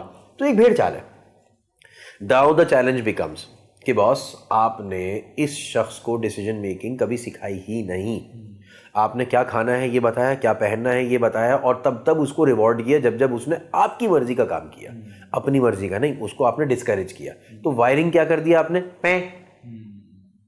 पैं जिंदगी में कहाँ कहाँ कामयाब हुए जरा ये चेक कर लेते हैं। पैं जिंदगी में कहीं कामयाब नहीं हुआ भाई, उनको पैं करना आता था। Burn your boats at least, learn to teach your child कि यार आप अपनी बोट बर्न तो करो, अपनी गलती तो खुद करो। सो फॉर एग्जाम्पल अभी की बात कर लेते हैं। I used to be a smoker. My father used to be a smoker. Ironically, मैंने बोल के अपने वालिद की स्मोकिंग छुड़वाई थी, और उसके बाद फिर अब ये आयरनी कंप्लीट नहीं हुई साहब, अभी आप देखें ना, चैप्टर 2 आ रहा है इसका। और फिर मैंने सिगरेट पीनी शुरू की और बेबहा बावले की तरह बेवकूफ़ों की हद तक सिगरेटें पी, 2-2 पैकेट दिन के पीता था। ठीक हो गया। मेरे बेटे ने मुझसे बोल के सिगरेट छुड़वाई। अब आयरनी चेक करें, चंद दिन पहले वो मुझसे तो नहीं लेकिन अपनी वालदा से पूछे थे, वो मैं सोच रहा हूँ एक वेप खरीद लूँ, ज़रा कूल लग रहा है। आप मेरी बात समझ रहे हैं? ये 3 जनरेशन के ऊपर बेस करके आयरनी है। माई point is I have 2 choices now. या तो मैं उसको बोलूँ यार तुम्हारा हो गया दिमाग ख़राब, तुम पागल हो गए, मैं तुम्हारी टांगें तोड़ दूंगा, वेप की तरफ अगर तुमने हाथ बढ़ाया तो मैं तुम्हें थप्पड़ मार दूंगा। Fahad, I know for a fact इससे ना 2 प्रॉब्लम्स होंगी। एक प्रॉब्लम तो ये होगी कि बॉस अगर उसने कुछ करना है ना तो वो छुप के कर लेगा। आपने और मैंने भी ना अपने वालिदैन से छुप के क्या कुछ नहीं किया, ये हमें पता है। और जो लोग देख रहे हैं ना, और अगर मेरी एज के हैं तो रेनबो सेंटर याद करना भाई और फिर हम आगे बढ़े। अगर आप कराची में तो रेनबो सेंटर, अगर आप कहीं और हैं तो फिर इसकी बात कुछ और है। ठीक है, ऐसा ही है, ये बिल्कुल सही कह रहा हूँ मैं। आगे बढ़ जाए भाई, है या मैं गलत तो नहीं कह रहा ना, फ्लैशबैक में चला गया। ठीक है भाई, सही। अच्छा आगे बढ़ जाते हैं। या वो वीडियो वाले का, अगर आप कराची में नहीं रहते तो उस वीडियो वाले को याद करो जहाँ पे आप खड़े होकर ना इंतजार करते थे कि काउंटर सारे खाली हो जाए, फिर मैं इससे पूछूं वो अंकल वो ठीक हो गया, जिसमें हिम्मत जमा करनी होती थी। ये तो हो गया बॉयज़ के लिए। लड़कियों के क्या करती मुझे नहीं पता, क्योंकि मैं कभी इसको फर्स्ट हैंड एक्सपीरियंस नहीं कर सका। बहरहाल माई पॉइंट इज, किया ना, बगावत में किया। किसके साथ किया? अनसुपरवाइज्ड, किसी एडल्ट की सुपरविजन के बगैर किया। मैं ये नहीं कह रहा हूँ कि आप अपने बच्चों के साथ बैठ के ये सारा काम शुरू कर दें, बट कम से कम जो कर सकते हैं वो तो कर लेना यार। तो अगर मेरा बेटा आज कह रहा है वेप है, तो मुझे ये पता चला कि बॉस अगर आपने डिस्पोजेबल वेप लिया तो वो तो इतने mg निकोटीन का होगा, और अगर आपने नॉर्मल वाली वेपिंग डिवाइस ले ली तो वो 0 mg वाले अभी लिक्विड मिलता है उसमें। सो आई हैव 2 चॉइसेस नाउ। या तो मैं जूते मारूं उसको, और या मैं बोलूं बेटा देखो इसके साइड इफेक्ट्स तुम्हें पता है, हाँ आओ मैं तुम्हें दिला के आता हूं।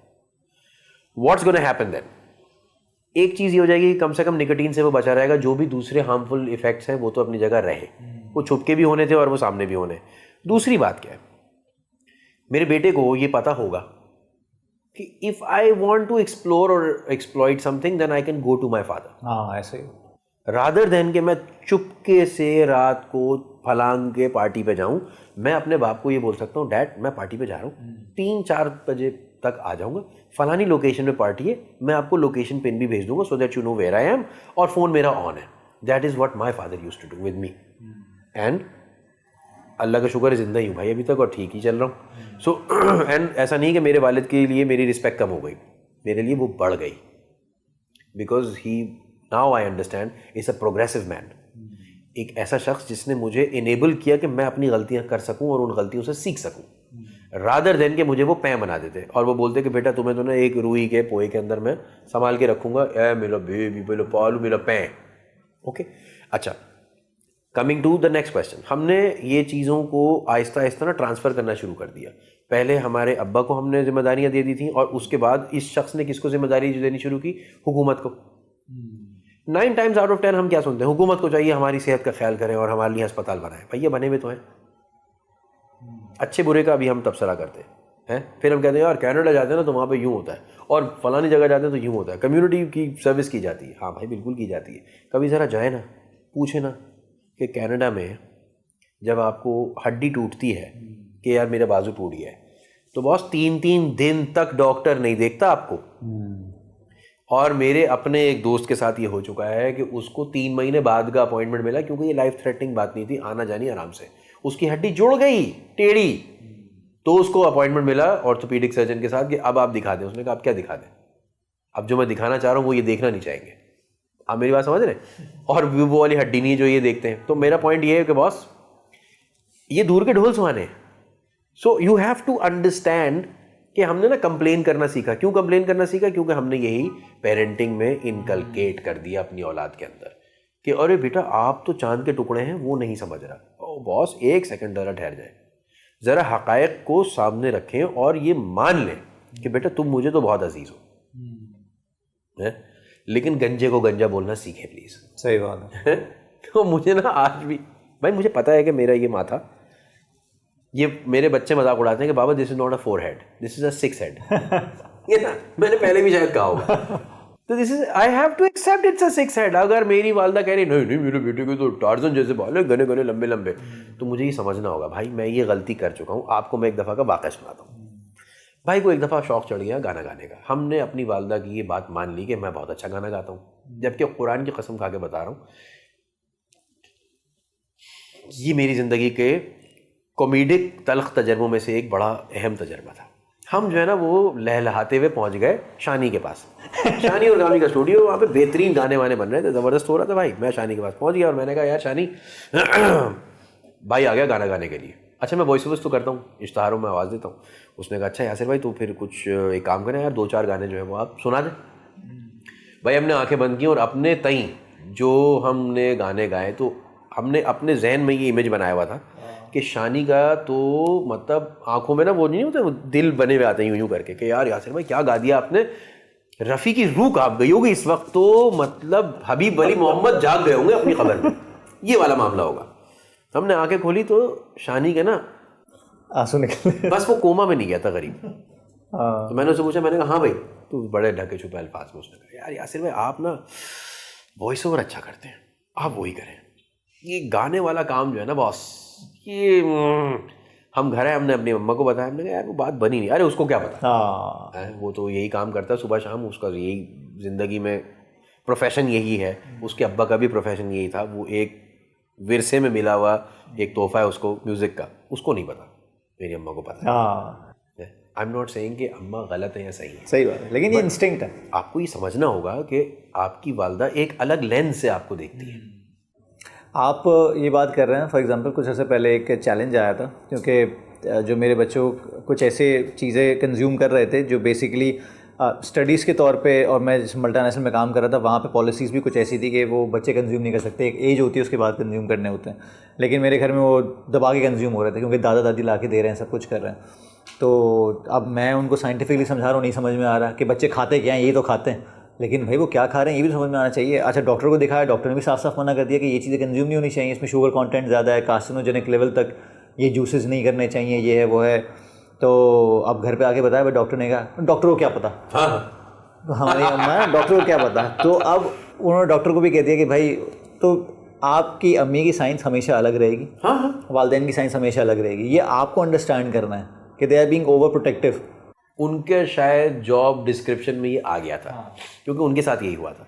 बट आज के पेरेंट्स, मैं और आप, ये हमारे साथ के जो जनरेशन के लोग हैं या हमारे बाद के, हमें ये रियलाइज़ करना होगा ना बॉस कि हमारे पेरेंट्स ने जिस तरह से पेरेंटिंग को समझा, वो ज़रूरी नहीं कि हम उसको रेप्लिकेट कर लें, है। तो अगर तो मैं अपने बच्चे के लिए ओवर प्रोटेक्टिव हो जाऊंगा, तो मैं इसका मतलब ये है कि उसको रिपेयर बाद में नहीं कर सकता मैं इस प्रॉब्लम को जो मैंने इसके लिए क्रिएट कर दी। सिमिलरली देखें, एक चीज़ होती है पावर डायनामिक, और वो पावर डायनामिक का ना एक बड़ा चैलेंज हो जाता है कि माँ कहती है कि ऐसे होगा और बाप कहता है कि ऐसे होगा। अब ये मियाँ बीवी नहीं कह रहे, अब ये माँ बाप कह रहे हैं, और माँ की इंस्टिंक्ट, अगेन माँ की इंस्टिंक्ट कुछ और है, वो प्रोटेक्टर है, और बाप की इंस्टिंक्ट कुछ और है, वो इसको कह लें एनेबलर है। मैं ये नहीं कह रहा हूँ कि ये डिसेबल कर रही है और ये प्रोटेक्ट नहीं कर रहा, बट एक सेकंड के लिए मान लेते हैं कि ये प्रोटेक्टर है और ये एनेबलर है। हमने ना कुछ दिन पहले ना टर्की गए थे, एक बहुत क्लियर कट डिस्टिंक्शन थी। मेरे बच्चे जो हैं वहाँ पे एक जगह पे हम गए जहाँ पे हमें एक वर्ल्ड चैम्पियन मोटरसाइकिलिस्ट के अपने पर्सनल ट्रैक पे उसने बच्चों को बग्गी में बिठाया, और उसने बग्गी जो है ना वो उछाली हवा में 20-20 फीट, ये लंबी लंबी छलांगे लग रही भाई, ठीक हो गया। अच्छा, मैं वीडियो बना रहा था, तो हमारे साथ जो दूसरी जो लोग थे ना, उसमें से जो मेरा दोस्त था, एक हुसैन नाम है उसका, उसने एक बड़ी क्लियर बात की, बड़ी मज़े की, क्योंकि मैं ना कह रहा था ओए वाह वाह वाह बहुत मज़ा आ रहा है, और मेरी जो बेगम है वो आयतल कुर्सी पढ़ रही थी एक ही चीज़ को देख के, बिकॉज वो एक माँ देख रही है और वो कंसर्न है कि मेरे बच्चे की सेफ्टी और सिक्योरिटी का क्या है, और मैं ये देख रहा हूँ कि मेरे बच्चे का एक्सपोजर क्या है? ये पर्सपेक्टिव्स और लेंसेज अलग अलग है ना। So we must also understand कि देखें, the power struggle is not कि मैं सही हूँ और तुम सही हो, या मैं गलत हूँ और तुम गलत हो। द पावर स्ट्रगल इज़ कि बॉस हमारा लेंस ही अलग है, शैम्पू और कंडीशनर अलग है ना, कंडीशनर से तो नहीं आप बाल साफ कर लेते। इसमें एक दूसरी चीज़ वो भी आ जाती है, बैड कॉप गुड कॉप भी बनना पड़ता है आपको कहीं। यस, कभी अम्मा बेसिकली बैड बुक्स में आ जाती हैं बच्चों के, and she has to do that job. तो ये अब, या कभी वालिद आएंगे कि बेटा सुधर जाओ वरना तुम्हारे अब्बा आ जाएंगे, और वो तो फिर देख लो, फिर क़यामत बर्पा हो जाएगी, है। और हमारे ज़माने में तो लड़के ना बेल्टों से भी पिटते थे, अब तो ये रिवाज ख़त्म हो गया कि बेल्टों से पिट रहे हैं, या कहीं और पिट रहे होंगे, शायद हमारे घरों में नहीं पिट रहे हैं, लेकिन पिटते थे भाई, बिल्कुल हैं, जख्म वख्म देखे हमने पीठों पे पड़े हुए लोगों के। My point is there has to be a combination and a middle ground. मैं ये नहीं कह रहा कि बेल्टों से मारना शुरू कर दें और उनको जलील करें और मलामतें करें, और ये भी नहीं कह रहा कि बिल्कुल प्रोटेक्ट ना करें या बहुत प्रोटेक्ट कर दें, बट ये केस टू केस डिपेंडेंट है। What we must understand is कि इस वक्त इस आपकी औलाद के लिए ये कॉम्बिनेशन बेस्ट कैसे किया जाए, है, बिकॉज कि प्रोटेक्शन को एक हद तक लाया जाए जहाँ तक वो प्रोडक्टिव है, और वो डिसेबलिंग ना हो जाए उसके लिए, है कि यहाँ तक तो हम प्रोटेक्ट करेंगे। And for this to happen, both parents I believe must be on the same page in terms of saying कि यार बॉस ये रिहर्स कर लेते हैं हम पहले, ये हम रिहर्स कर लेते हैं। तो मैं आपको छोटी सी मिसाल देता हूँ, जब पहली गर्लफ्रेंड पकड़ी जाती है तो अब्बा का रिएक्शन अलग होता है और अम्मा का रिएक्शन अलग होता है, हैं? अच्छा, वैसे ही जैसे पहला बॉयफ्रेंड अगर पकड़ा जाता है तो अम्मा और अब्बा का, अब आप समझ रहे हैं, इंसिडेंट तो वही हुआ है ना, और उसी बाप का रिएक्शन बेटे की तरफ अलग होता है और बेटी की तरफ अलग होता है। This also has to change, this must also change. मैं ये नहीं कह रहा हूँ कि बॉस आप ना बिल्कुल आवारा यार हो जाए, लेकिन फिर इक्वालिटी के आज से आप सिर्फ ये नहीं इक्वालिटी होती कि यार मैंने सेम स्कूल में डाला है, ये सिर्फ इक्वालिटी नहीं होती कि साथ गाड़ी में जाते हैं साथ गाड़ी में आते हैं या वही खाना खाते हैं। इक्वालिटी ये भी होती है कि इसको जो करने की इजाज़त है उसको है कि नहीं है। तो अगर ये बाहर पढ़ने जा रहा है तो ये भी तो जाएगी। अगर इसको आपने गर्लफ्रेंड की इजाज़त दी है तो फिर देख लें बॉस, पैरामीटर यही रेप्लिकेट होना चाहिए फिर। जो है नेचुरली वही चीज़ आप कॉपी पेस्ट करते हो ना, अगर एज ए सिबलिंग।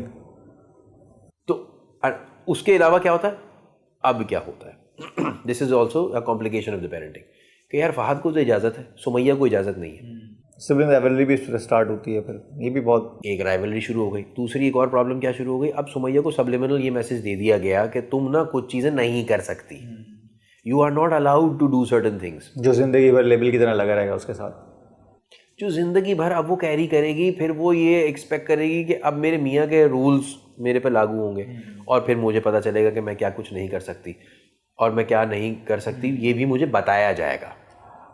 एक साहिल अदीम आप जानते होंगे, बड़ी अच्छी पर्सनालिटी हैं, उनका मैं एक टॉक देख रहा था। उन्होंने कहा था कि एक मैं क्लास में लेक्चर दे रहा था तो मैंने एक लड़के को नोट किया कि वो अपने लैपटॉप में कोने में लगा हुआ है और उसके साथ उसकी कोई गर्लफ्रेंड या उसकी दोस्त बैठी हुई है, नहीं बल्कि गर्लफ्रेंड उसकी एक कोने में बैठी हुई थी, यहाँ एक कोने में वो बैठा हुआ था। तो वो अपने काम से लगा हुआ था और मैंने उसको कहा भाई क्या कर रहे हो तुम? तो लड़कों ने कहा कि सर इनकी वो हो गई है, क्या कहते हैं, लड़ाई हो गई है, तो वो वहाँ बैठी है, यहाँ बैठी है, तो ये बेचारा उसके गम में बैठा है यहाँ पे। तो मैंने इसी मजाक में पूछा क्या कर रहे हो तुम? तो उसने कहा नहीं कुछ नहीं, असाइनमेंट कर रहा हूँ। मैंने ठीक है। खैर जहाँ तक मुझे याद है वो टहलते हुए गए पीछे, तो करते करते तो उन्होंने देखा वो पॉर्न देख रहा था शायद बंदा बैठा हुआ ना लैपटॉप पे। तो उन्होंने कहा यार तुम्हें शर्म नहीं आती, तुम ये क्लास में हरकतें कर रहे हो, तो और तुम्हारी गर्लफ्रेंड को पता है तुम क्या कर रहे हो? तो उन्होंने कहा कि आपको पता है क्या कर रहा है? तो उन्होंने कहा हाँ कोई मसला नहीं, लड़के तो करते ही ऐसे हैं, लड़के तो होते ही ऐसे हैं। तो मुझे उस वक्त समझ में आया कि जो उस लड़की की प्रोग्रामिंग थी वो ये थी कि मर्द तो होते ही ऐसे हैं और मर्द तो करते ही ऐसे हैं, जबकि ऐसा नहीं है। मैं भी तो मर्द हूँ, बहुत सारे ऐसे मर्द हैं जो ये हरकतें नहीं करते, लेकिन कहीं ना कहीं घर से प्रोग्रामिंग है कि मर्द तो करते ही ऐसे हैं। हाँ। तो ये प्रोग्रामिंग भी तो वहीं से आ रही है ना। फॉर एग्जांपल अगर मैंने अलाउ किया अपने बेटे को कि तू मदर पिदर आज़ाद है, हाँ, लेकिन मेरी बेटी नहीं है, तो ये वही प्रोग्रामिंग की बात कर रहा है और ये लेबलिंग की बात और ये लेबलिंग है ना। अच्छा तो अब इसका मतलब क्या होगा? इसका मतलब ये होगा कि आपने अपने बेटे को तो वो इनेबलिंग कर दी कि बॉस तुम तो बिल्कुल बावले हो जाओ, और बेटी को कर दिया कि बेटा तुमने ना सोचना नहीं है ज़्यादा, तुम्हें बताया जाएगा तुम ये कर सकती हो या नहीं, तुम सिर्फ पूछोगी इजाज़त के लिए। सो आपने एक सबसर्विएंट बच्ची क्रिएट कर दी। क्या ये डिसीजन मेकिंग करेगी? क्या भी नहीं। तो जब ये डिसीजन मेकिंग नहीं करेगी तो फिर जब इसको कोई ना कोई चैलेंज आएगा अपने ससुराल में तो वो क्या करेगी? डिसीजन लेगी या वो क्या करेगी? वो बोलेगी अम्मी। अगेन अम्मी की शादी को 32 साल हो चुके हैं, अम्मी तो अब्बा के मुंह भी हो जाती हैं। और दूसरा तो वो कभी हो सकता है जाए भी ना अम्मी की तरफ, वो तो सिर्फ ये कहेगी ये लड़के तो होते ही ऐसे हैं, मुझे तो इसी तरह रहना है। ये भी तो काफ़ी टॉक्सिक कल्चर चल रहा है कि भाई इसी तरह रहना है आपको हमेशा। आप सब छोड़ दें। अब क्या होने लगा है, सोल सिस्टर्स पे जाती हैं। हाँ। और ये लंबी लंबी कहानियां जाती, मैंने अल्लाह आलम कितनी औरतों से क्या कुछ नहीं सुना कि ऐसे कई ऐसे फोरम्स है सोल सिस्टर्स, और मतलब उसमें और सोल के आगे जो है ना वो कुत्ते बिल्ली भी लगने शुरू हो गए। सही है ना? तो वो ये सारे कुछ चल रहा है। What's happening? आप फ्यूल कर रहे हैं एक दूसरे को नफरत के लिए। सही बात है।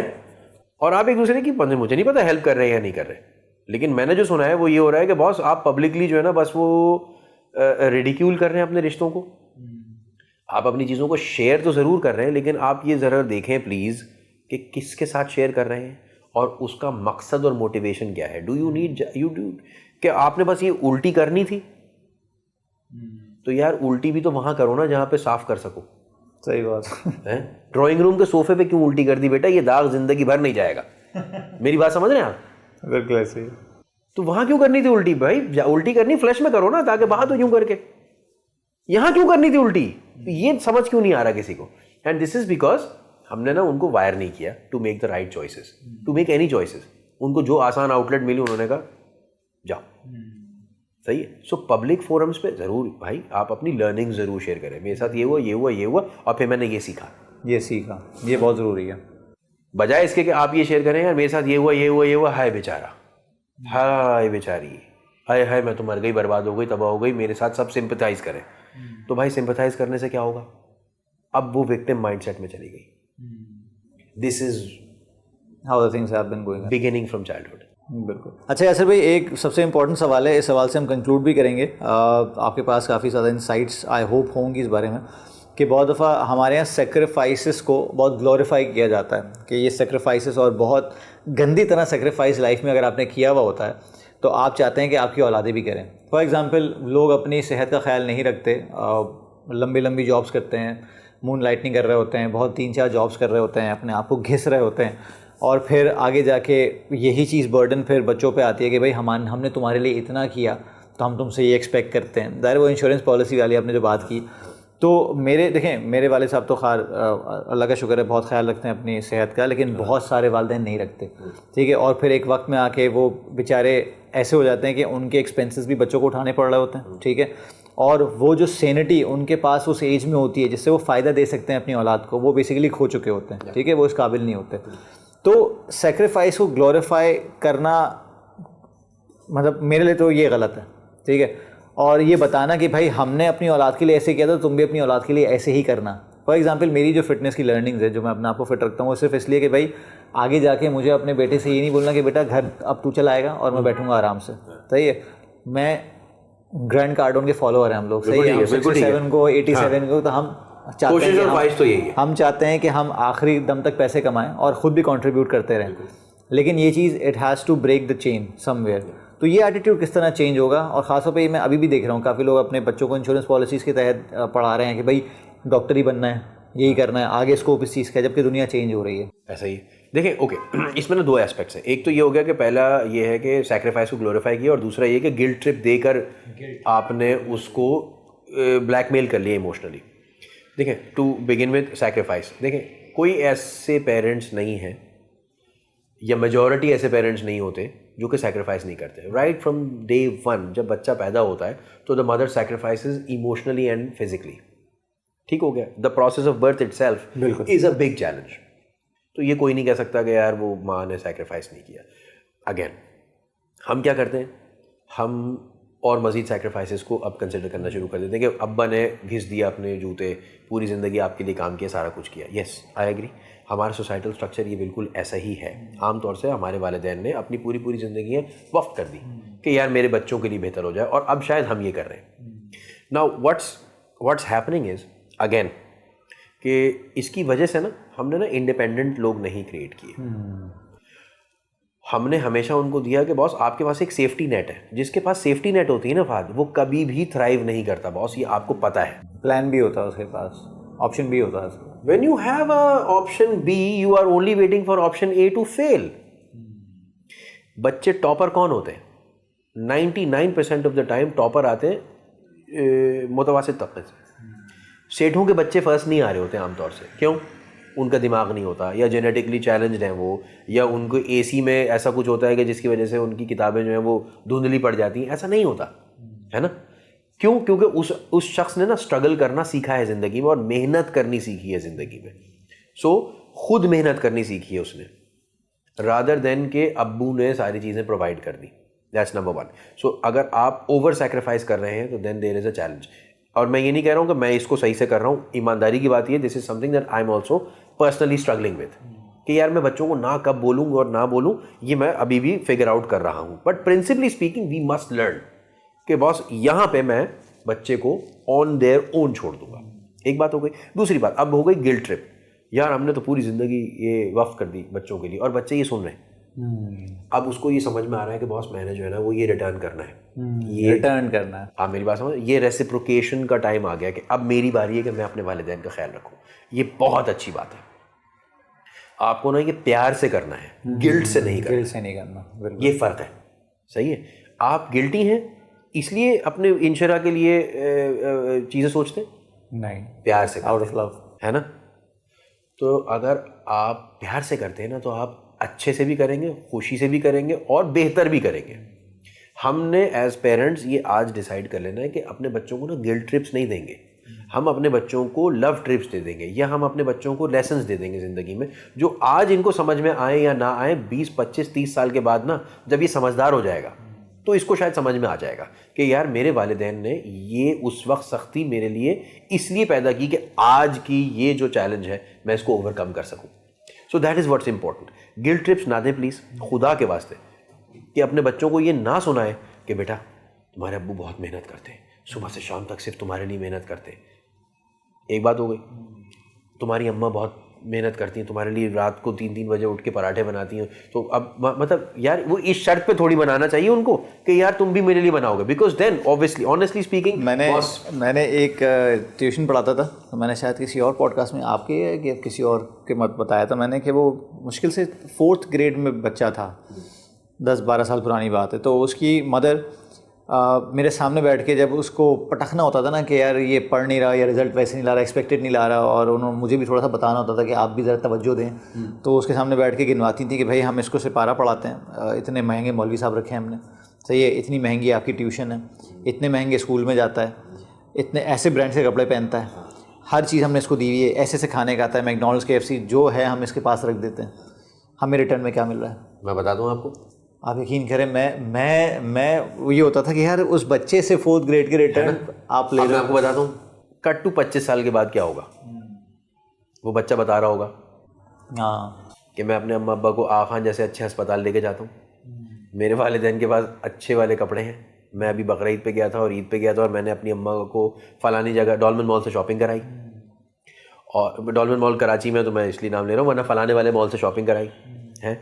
मेरे वालिदैन जो हैं वो, उनके लिए मैंने बावर्ची रखा हुआ है, उनके लिए मैंने एक हेल्पर रखा हुआ है, उनके लिए मैंने एक चौकीदार रखा हुआ है, और मैंने एक गाड़ी भी दे के रखी हुई है, क्योंकि उसने यही सीखा था ना, यही तो सीखा था उसने ये तो कभी सीखा ही नहीं अगर कि बेटा आओ रात को मोनोपोली खेलते हैं। देखिए यादें क्या होती हैं, बात चाइल्डहुड मेमोरीज होती हैं, तो चाइल्डहुड मेमोरीज में क्या होता है, यार वो फलानी फिल्म देखी थी, बड़ा मज़ा आया था, फलाना मैच खेला था, कितना मज़ा आया था, ढिमकाना छक्का मारा था तो कितना अच्छा लगा था, हैं, फलानी दफ़ा हम पिकनिक पे गए थे तो क्या हुआ था। ये मेमोरीज होती है ना जो आपको अपने पेरेंट्स के साथ अटैच कराती है। ये थोड़ी मेमोरीज होती है कि यार पता तो मेरे अब्बा का वाला नोट बहुत था यार, ये कौन कहता है? कुछ कहने वाले कहते होंगे, लेकिन this is not what you are primarily here for. वो एक वीडियो में देख रहा था, काफ़ी अच्छे स्पीकर हैं, उन्होंने कहा था कि अगर आपका प्यार डिपेंडेंट है ग्रेड्स पे या फिर उसके स्टेटस पे, तो इसका मतलब वो प्यार नहीं है, वो वैसे ही रेसिप्रोकेट होगा वो आगे जाके ना, क्योंकि आपने उसको एज एन इंडिविजुअल तो प्यार किया नहीं है, या इंडिविजुअल देखा नहीं है। करेंसी आप डिफाइन करेंगे आज कि कल को रिटर्न किस करेंसी में चाहिए।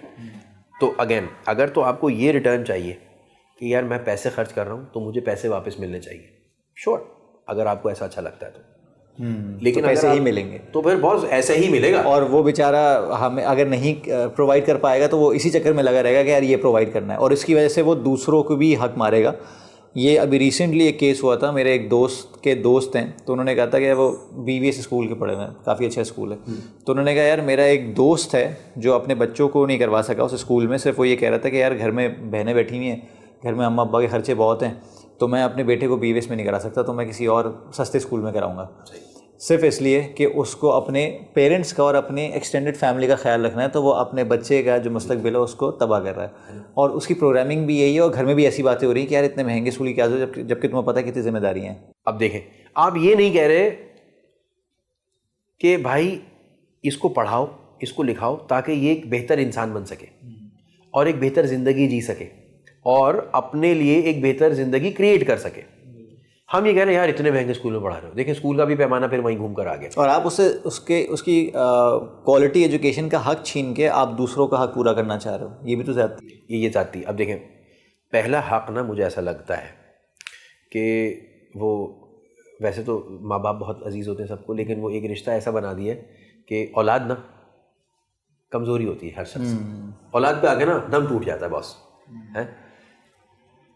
तो उस औलाद को इक्विप करना नंबर 1, नंबर 2 इनेबल करना, और नंबर 3 वो माइंडसेट से भी इक्विप और इनेबल कर देना ताकि वो करेंसी भी तो ठीक डिफाइन करे। अगेन सो अगर करेंसी ये है आज कि यार मैं आपको ये पैसे की इन्वेस्टमेंट पे नहीं गिनवा रहा, मैं आपको कह रहा हूं कि बेटा let's create opportunities for a better future, we have this opportunity, इस अपॉर्चुनिटी को अवेल करते हैं हम। सो अगेन फॉर अब अगर मैं एक सेकंड के लिए अपने ऊपर रखूं, मेरे बेटा स्विमिंग अच्छी करता है, अच्छा ये बाप नहीं बोल रहा क्योंकि मेरे पास आंख नहीं पहचानने की कि स्विमर अच्छा है या नहीं है, सही है। मैं जहाँ जहाँ उसको अगर स्विमिंग कराने लेके जाता हूँ तो वहाँ कोई ना कोई कोच हमेशा मुझे पकड़ लेता है, वो कहता है बॉस ये आपका बेटा है, मैं कहता हूँ जी यार इसको आप ना ये करा दें, 1 महीना कैंप करा दें, ये बच्चा जो है ना ये आगे बढ़ जाएगा।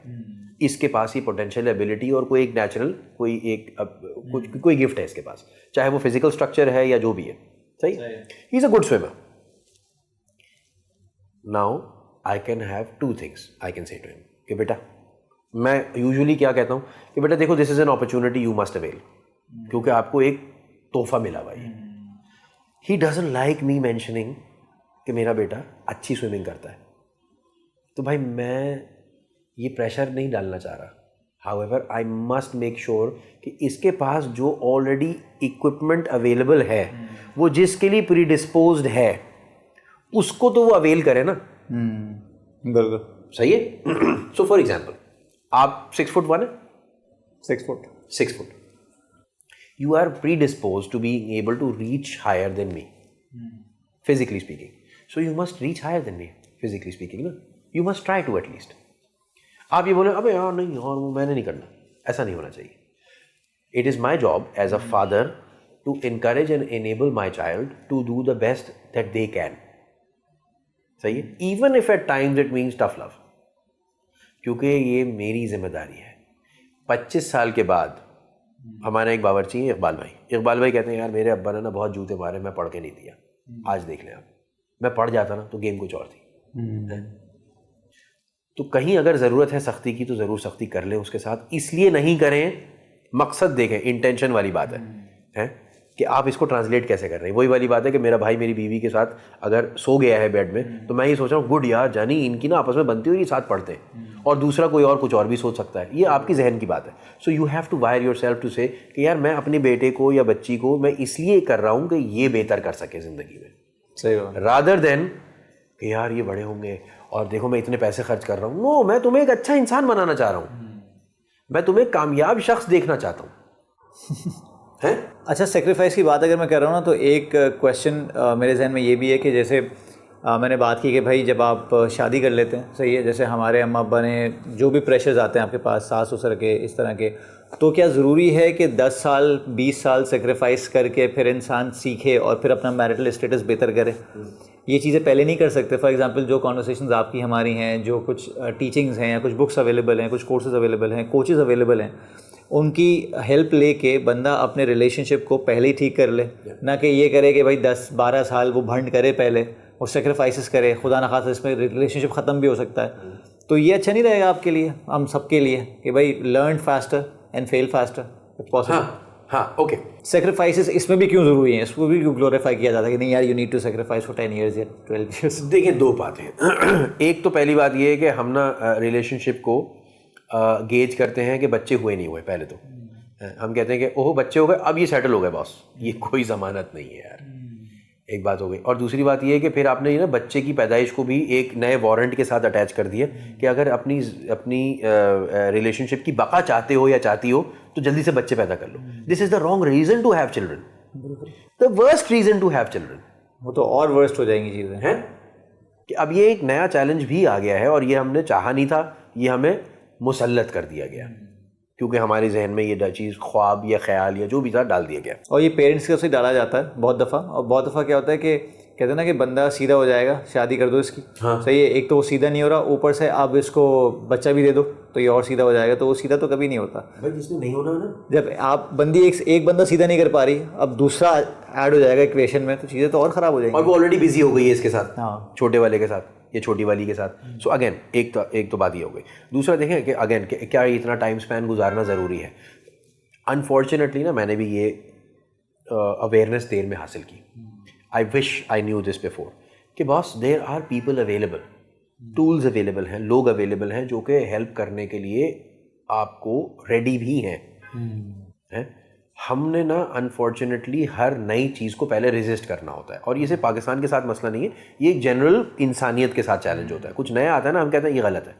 पहली इंस्टिंक्ट होती है डिनायल, और उसके बाद फिर आहिस्ता आहिस्ता फर्स्ट अडेप्टर्स होते हैं और फिर उनकी टेस्टिमोनियल के ऊपर बेस करके हम कहते हैं कि ओके ये बेहतर काम है. सो अगर मैं आपसे ये कहूँ कि आज से 50-100 साल, रादर 100 साल पहले अगर आप कहते कि जी मैं आपकी बॉडी बनवा दूंगा, तो वो कहता कि ऐसे थोड़ी होता पागल, या तो आदमी मजबूत होता या नहीं होता शायद.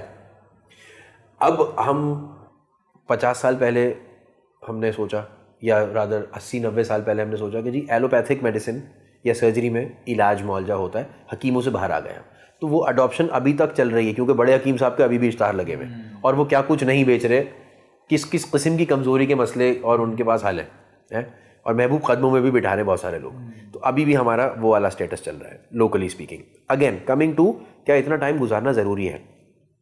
देखिए बॉस, टाइम ना रादर ये लर्निंग्स ना दो ही तरीके से आ सकती हैं, एक अपने तजर्बों की गलतियों से सीख कर या दूसरे से सीख कर जिसको ये काम सही करना आता है। ये हर चीज़ पे अप्लाई करता है। हाँ, तो चाहे वो बॉडी बनानी हो, चाहे वो गाड़ी बनानी हो, चाहे वो शादी बनानी हो या वो पेरेंटिंग सीखनी हो, we must start to engage with people who know more than us. बिल्कुल। और इसके लिए पहले ही एक्सेप्ट करना पड़ेगा कि मैं अक्ले कुल नहीं हूँ, ना मेरे अब्बू हैं ना मेरी अम्मी हैं, हम सब सीख रहे हैं। सही बात है। हाँ, तो अगेन मेरे वालिद ना बैंकर रहे हैं, तो मैं बैंकिंग की, इकोनॉमिक्स की, फाइनेंस की, ये सारी चीज़ों का उनसे ज़रूर मशवरा लेता हूँ, लेकिन मैं बॉडी बिल्डिंग का मशवरा नहीं ले सकता वालिद से कि डैड वो डोले कैसे बड़े बनने हैं, घास खा गया पता नहीं, मुझसे क्यों पूछ रहा है? सही बात। मैं नहीं पूछूंगा ना यार उनसे। हाँ। ये बिल्कुल ऐसी वाली बात है कि आप मुझसे पूछें यार यासिर भाई बाल घने कैसे होंगे, मुझे पता होता ना मेरे भाई, तो आप देख सकते हैं शायद ये ना हो रहा होता अगर मेरा कोई इंटेंशन ऐसा होता। सो अगेन मेरा पॉइंट ये है, और मैं ये बिल्कुल नहीं डिस्क्रेडिट कर रहा कि गंजों को मालूमात नहीं है, लेकिन वो फिर पढ़ कर आया ना, उसको कुछ तालीम है ऐसी। तो वैसे जैसे डॉक्टर को तालीम है, वैसे ही जैसे किसी रिलेशनशिप कोच को तालीम है, वैसे ही जैसे किसी पेरेंटिंग कोच को तालीम है, वैसे ही जैसे किसी प्री मैरिटल रिलेशनशिप कोच को तालीम है कि बॉस ये 50 साल की ज़िंदगी अगर तुम्हारी रहती है 20 से लेकर और 70 साल की उम्र तक, तो ये 50 साल बेहतरीन कैसे कर सकते हैं from day one rather than शुरू के 10 साल जिल्लत और तकलीफ़ और रुसवाई में गुजार दो। क्योंकि हम क्या कहते हैं भाईजान शुरू के 10 साल तो बहुत तकलीफ है, तो 11वें में फिर आदत ही हो जाती है ना। ऐसे ही फिर तो आदत है ना दोस्त, ऐसे ही फिर क्या है, अब तो बॉस अब तो आदत सी मुझको ऐसे जीने में है, फिर क्या प्रॉब्लम है। सही बात। तो again we must start to reach out to professionals whether they are coaches whether whoever they are, लेकिन खुदा के वास्ते क्वालिफाइड लोगों के पास जाएं। सही है, ये मत करें कि नीम हकीम के पास चले जाएं, यार इसकी शादी को 25 साल हो गए इससे मैं पूछ लेता हूँ, क्योंकि मेरे भाई ये कोई ज़मानत नहीं है कि इसकी शादी के 25 साल, क्योंकि बिल गेट्स को तो सब पता था ना। आप इसकी बात कर रहे हैं, मेरे काफ़ी सारे लोग अभी मार्केट में ऐसे हैं जो रिलेशनशिप कोच बने हुए और कभी रिलेशनशिप में रहे नहीं है। बताइए बात। सही है, and they have been coaching people. तो इसका भी ख्याल रखना चाहिए कि आप किसको कंसल्ट कर रहे हैं। सही है, आपके पास बुक्स हैं, फॉर एग्जांपल आप कंसल्ट करना नहीं चाहते, फॉर एग्जाम्पल जय शेट्टी है, जय शेट्टी और उसकी बेगम है, बड़े ज़बरदस्त पॉडकास्ट हैं उनके, बड़े ज़बरदस्त बुक्स हैं उनकी। इसके अलावा और रिलेशनशिप कोचेज़ हैं। आप इंटरनेट के दौर में तो आपको just click on a button पे आपको सब कुछ मिल सकता है। ये पॉडकास्ट है, मतलब आप हैं, दूसरे लोग हैं, आपकी वाइफ सना है, और जितने मैंने और भी पॉडकास्ट किए हैं, they all are the people whom I am learning from as well. We are all learning from each other. बिल्कुल। तो ये तो एक्सक्यूज़ ही नहीं है ना कि यार हमें 10 साल या 12 साल या 20 साल बिताने हैं, पहले सेक्रीफाइसेस करने हैं, सीखना है। तो भाई उम्र ही कितनी है, 60 साल में अगर 20 साल में 25 साल में शादी हो रही है, फिर 10 साल और निकाल रहे हो आप, तो उम्र रह कितनी गई है, फिर बच्चे भी हो गए, तो तजर्बे होते रहे। बिल्कुल ऐसे ही है। और फिर 35 के बाद समझ में आया कि अच्छा ये गलत हो गया है, तो ये जो लगेज मैं क्रिएट कर चुका और बैगेज आ गया, अब ये भी सीधा करना है मैंने, तो कचरा पहले साफ भी करना है। तो भाई जल्दी सीख ले आदमी, है ना। फिर इसको अगर हम यूँ ट्रांसलेट कर लें, देखें मैंने MBBS किया तो मुझे थोड़ी सी एनाटमी की समझ है। आप फिजिकल कोचिंग करते हैं, आपको एनाटमी की फंक्शनल समझ है अलग तरीके की। सही है, मैं हो सकता है आपसे पूछूंगा यार इसकी वैस्कुलर सप्लाई क्या, आप बोले यार मेरा काम नहीं है ये। तो इफ़ आई वांट कि मैं बॉडी बनाऊं तो मैं ये थोड़ी सोचूंगा अबे मैं डॉक्टर हूँ, मुझे सब पता है जिस्म के बारे में। बॉस मुझे उतना पता है जितना कि मैंने सीखा था, अब अगर मुझे पता करना है तो I must go to Fahad. वैसे ही अगर रिलेशनशिप के बारे में मुझे पता करना है तो आई मस्ट गो टू सना। सही है ना। अगर मुझे मैरिटल काउंसलिंग चाहिए तो I must go to someone who does this for a living, और उसकी लर्निंग है फिर उसके पीछे। बिल्कुल ऐसे एक्सपीरियंस हैं, फिर दूसरे केसेस हैं जो वो सॉल्व कर चुके हैं, फिर बहुत सारी चीज़ें हैं, है ना, उसकी प्रैक्टिस है पूरी, मल्टीलेटरल चीज़ें हैं। यस। तो mother mama knows best, agreed, बिल्कुल इसमें कोई शक नहीं कि वालिदैन को उनकी इंटेंशन से अच्छी इंटेंशन दुनिया में किसी की नहीं हो सकती।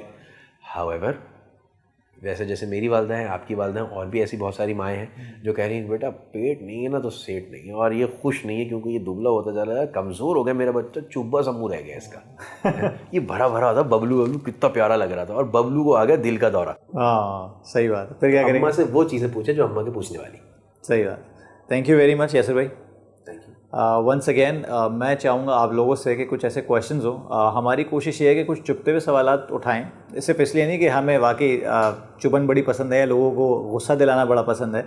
बहुत सारी चीज़ें ऐसी हैं जो लोग सवाल नहीं करते, या अगर सवाल उठता है तो वो मज़ीद सवाल पूछते हैं। हम भी बेसिकली इसी तरह अवेयरनेस अपने क्रिएट कर रहे हैं कि हमारे साथ भी बहुत सारे इश्यूज़ हो रहे हैं सोशली, सोसाइटली, वर्क प्लेस में, रिलेशनशिप में, फ़िटनेस में। बहुत सारी चीज़ें ऐसी हो रही हैं जो हमें नहीं पता, और हमें कोई बताता है तो हम पूछते हैं कि यार अच्छा ऐसा भी हो सकता है, तो यार बताओ मेरे साथ ये मसला है, मेरे साथ ये मसला है। तो हम चाहते हैं कि आप हमें आगाह करें अपनी राय से, अपने कमेंट से, ताकि हमें और पता चले कि और कौन से ऐसे इश्यूज़ हैं जो आपको परेशान कर रहे हैं। क्योंकि यासिर बेसिकली देख रहे होते हैं बिज़नेस के, पेरेंटिंग के, और बहुत सारे रिलेशनशिप के इश्यूज़ भी देख रहे होते हैं, लेकिन रिलेशनशिप की जो एक्सपर्टीज़ है वो सना यासिर के पास है, जिनके साथ और भी हम इस सीरीज़ में वो कर रहे हैं। इसके साथ साथ फिटनेस में आप मुझे कंसल्ट कर सकते हैं। तो we 3 are available for all these areas. Yasir भाई आपके साथ अगली पॉडकास्ट में इंशाल्लाह हम कोशिश करेंगे कि हम सेल्स, रेजिलियंस, बिज़नेस माइंडसेट के बारे में बात करें, और पेरेंटिंग के बारे में अच्छी बात रही, क्योंकि टफ़ लव की जब भी बात होती है तो यासिर भाई के अपने एक्सपीरियंसेस बहुत अच्छे खासे रहे हैं अपने पेरेंट्स की तरफ से, और जो आजकल ये कर रहे हैं ये भी टफ़ लव की सिचुएशन से गुजर रहे हैं। तो वो स्ट्रगलिंग एरियाज़ हैं, वो हर किसी के पास होते हैं। Sana actually plays role of a soft mother, और जिनके पास हम उनसे भी बात करेंगे पेरेंटिंग के हवाले से। तो स्टे ट्यून्ड। बस कोशिश ये कीजिएगा हमें अपनी राय से आगाह ज़रूर करते रहें, क्वेश्चंस देते रहें। यासिर का जो भी सोशल मीडिया हैंडल्स हैं वो इस डिस्क्रिप्शन में होंगे, सना के भी होंगे, मेरे भी हैं। और बात सिंपल है कि अपना पेज भी है जो फेसबुक पे है, इंस्टाग्राम पे है, तो you can reach out to us and with your queries. क्योंकि बहुत दफ़ा ऐसा होता है आप यासिर से अलग पूछ रहे होते हैं, सना से अलग पूछ रहे होते हैं, मुझसे अलग पूछ रहे होते हैं, तो आप हम तीनों को एक ही प्लेटफॉर्म पे भी अप्रोच कर सकते हैं, ताकि हम वो चीज़ इनकॉर्पोरेट कर सकें इस पॉडकास्ट में।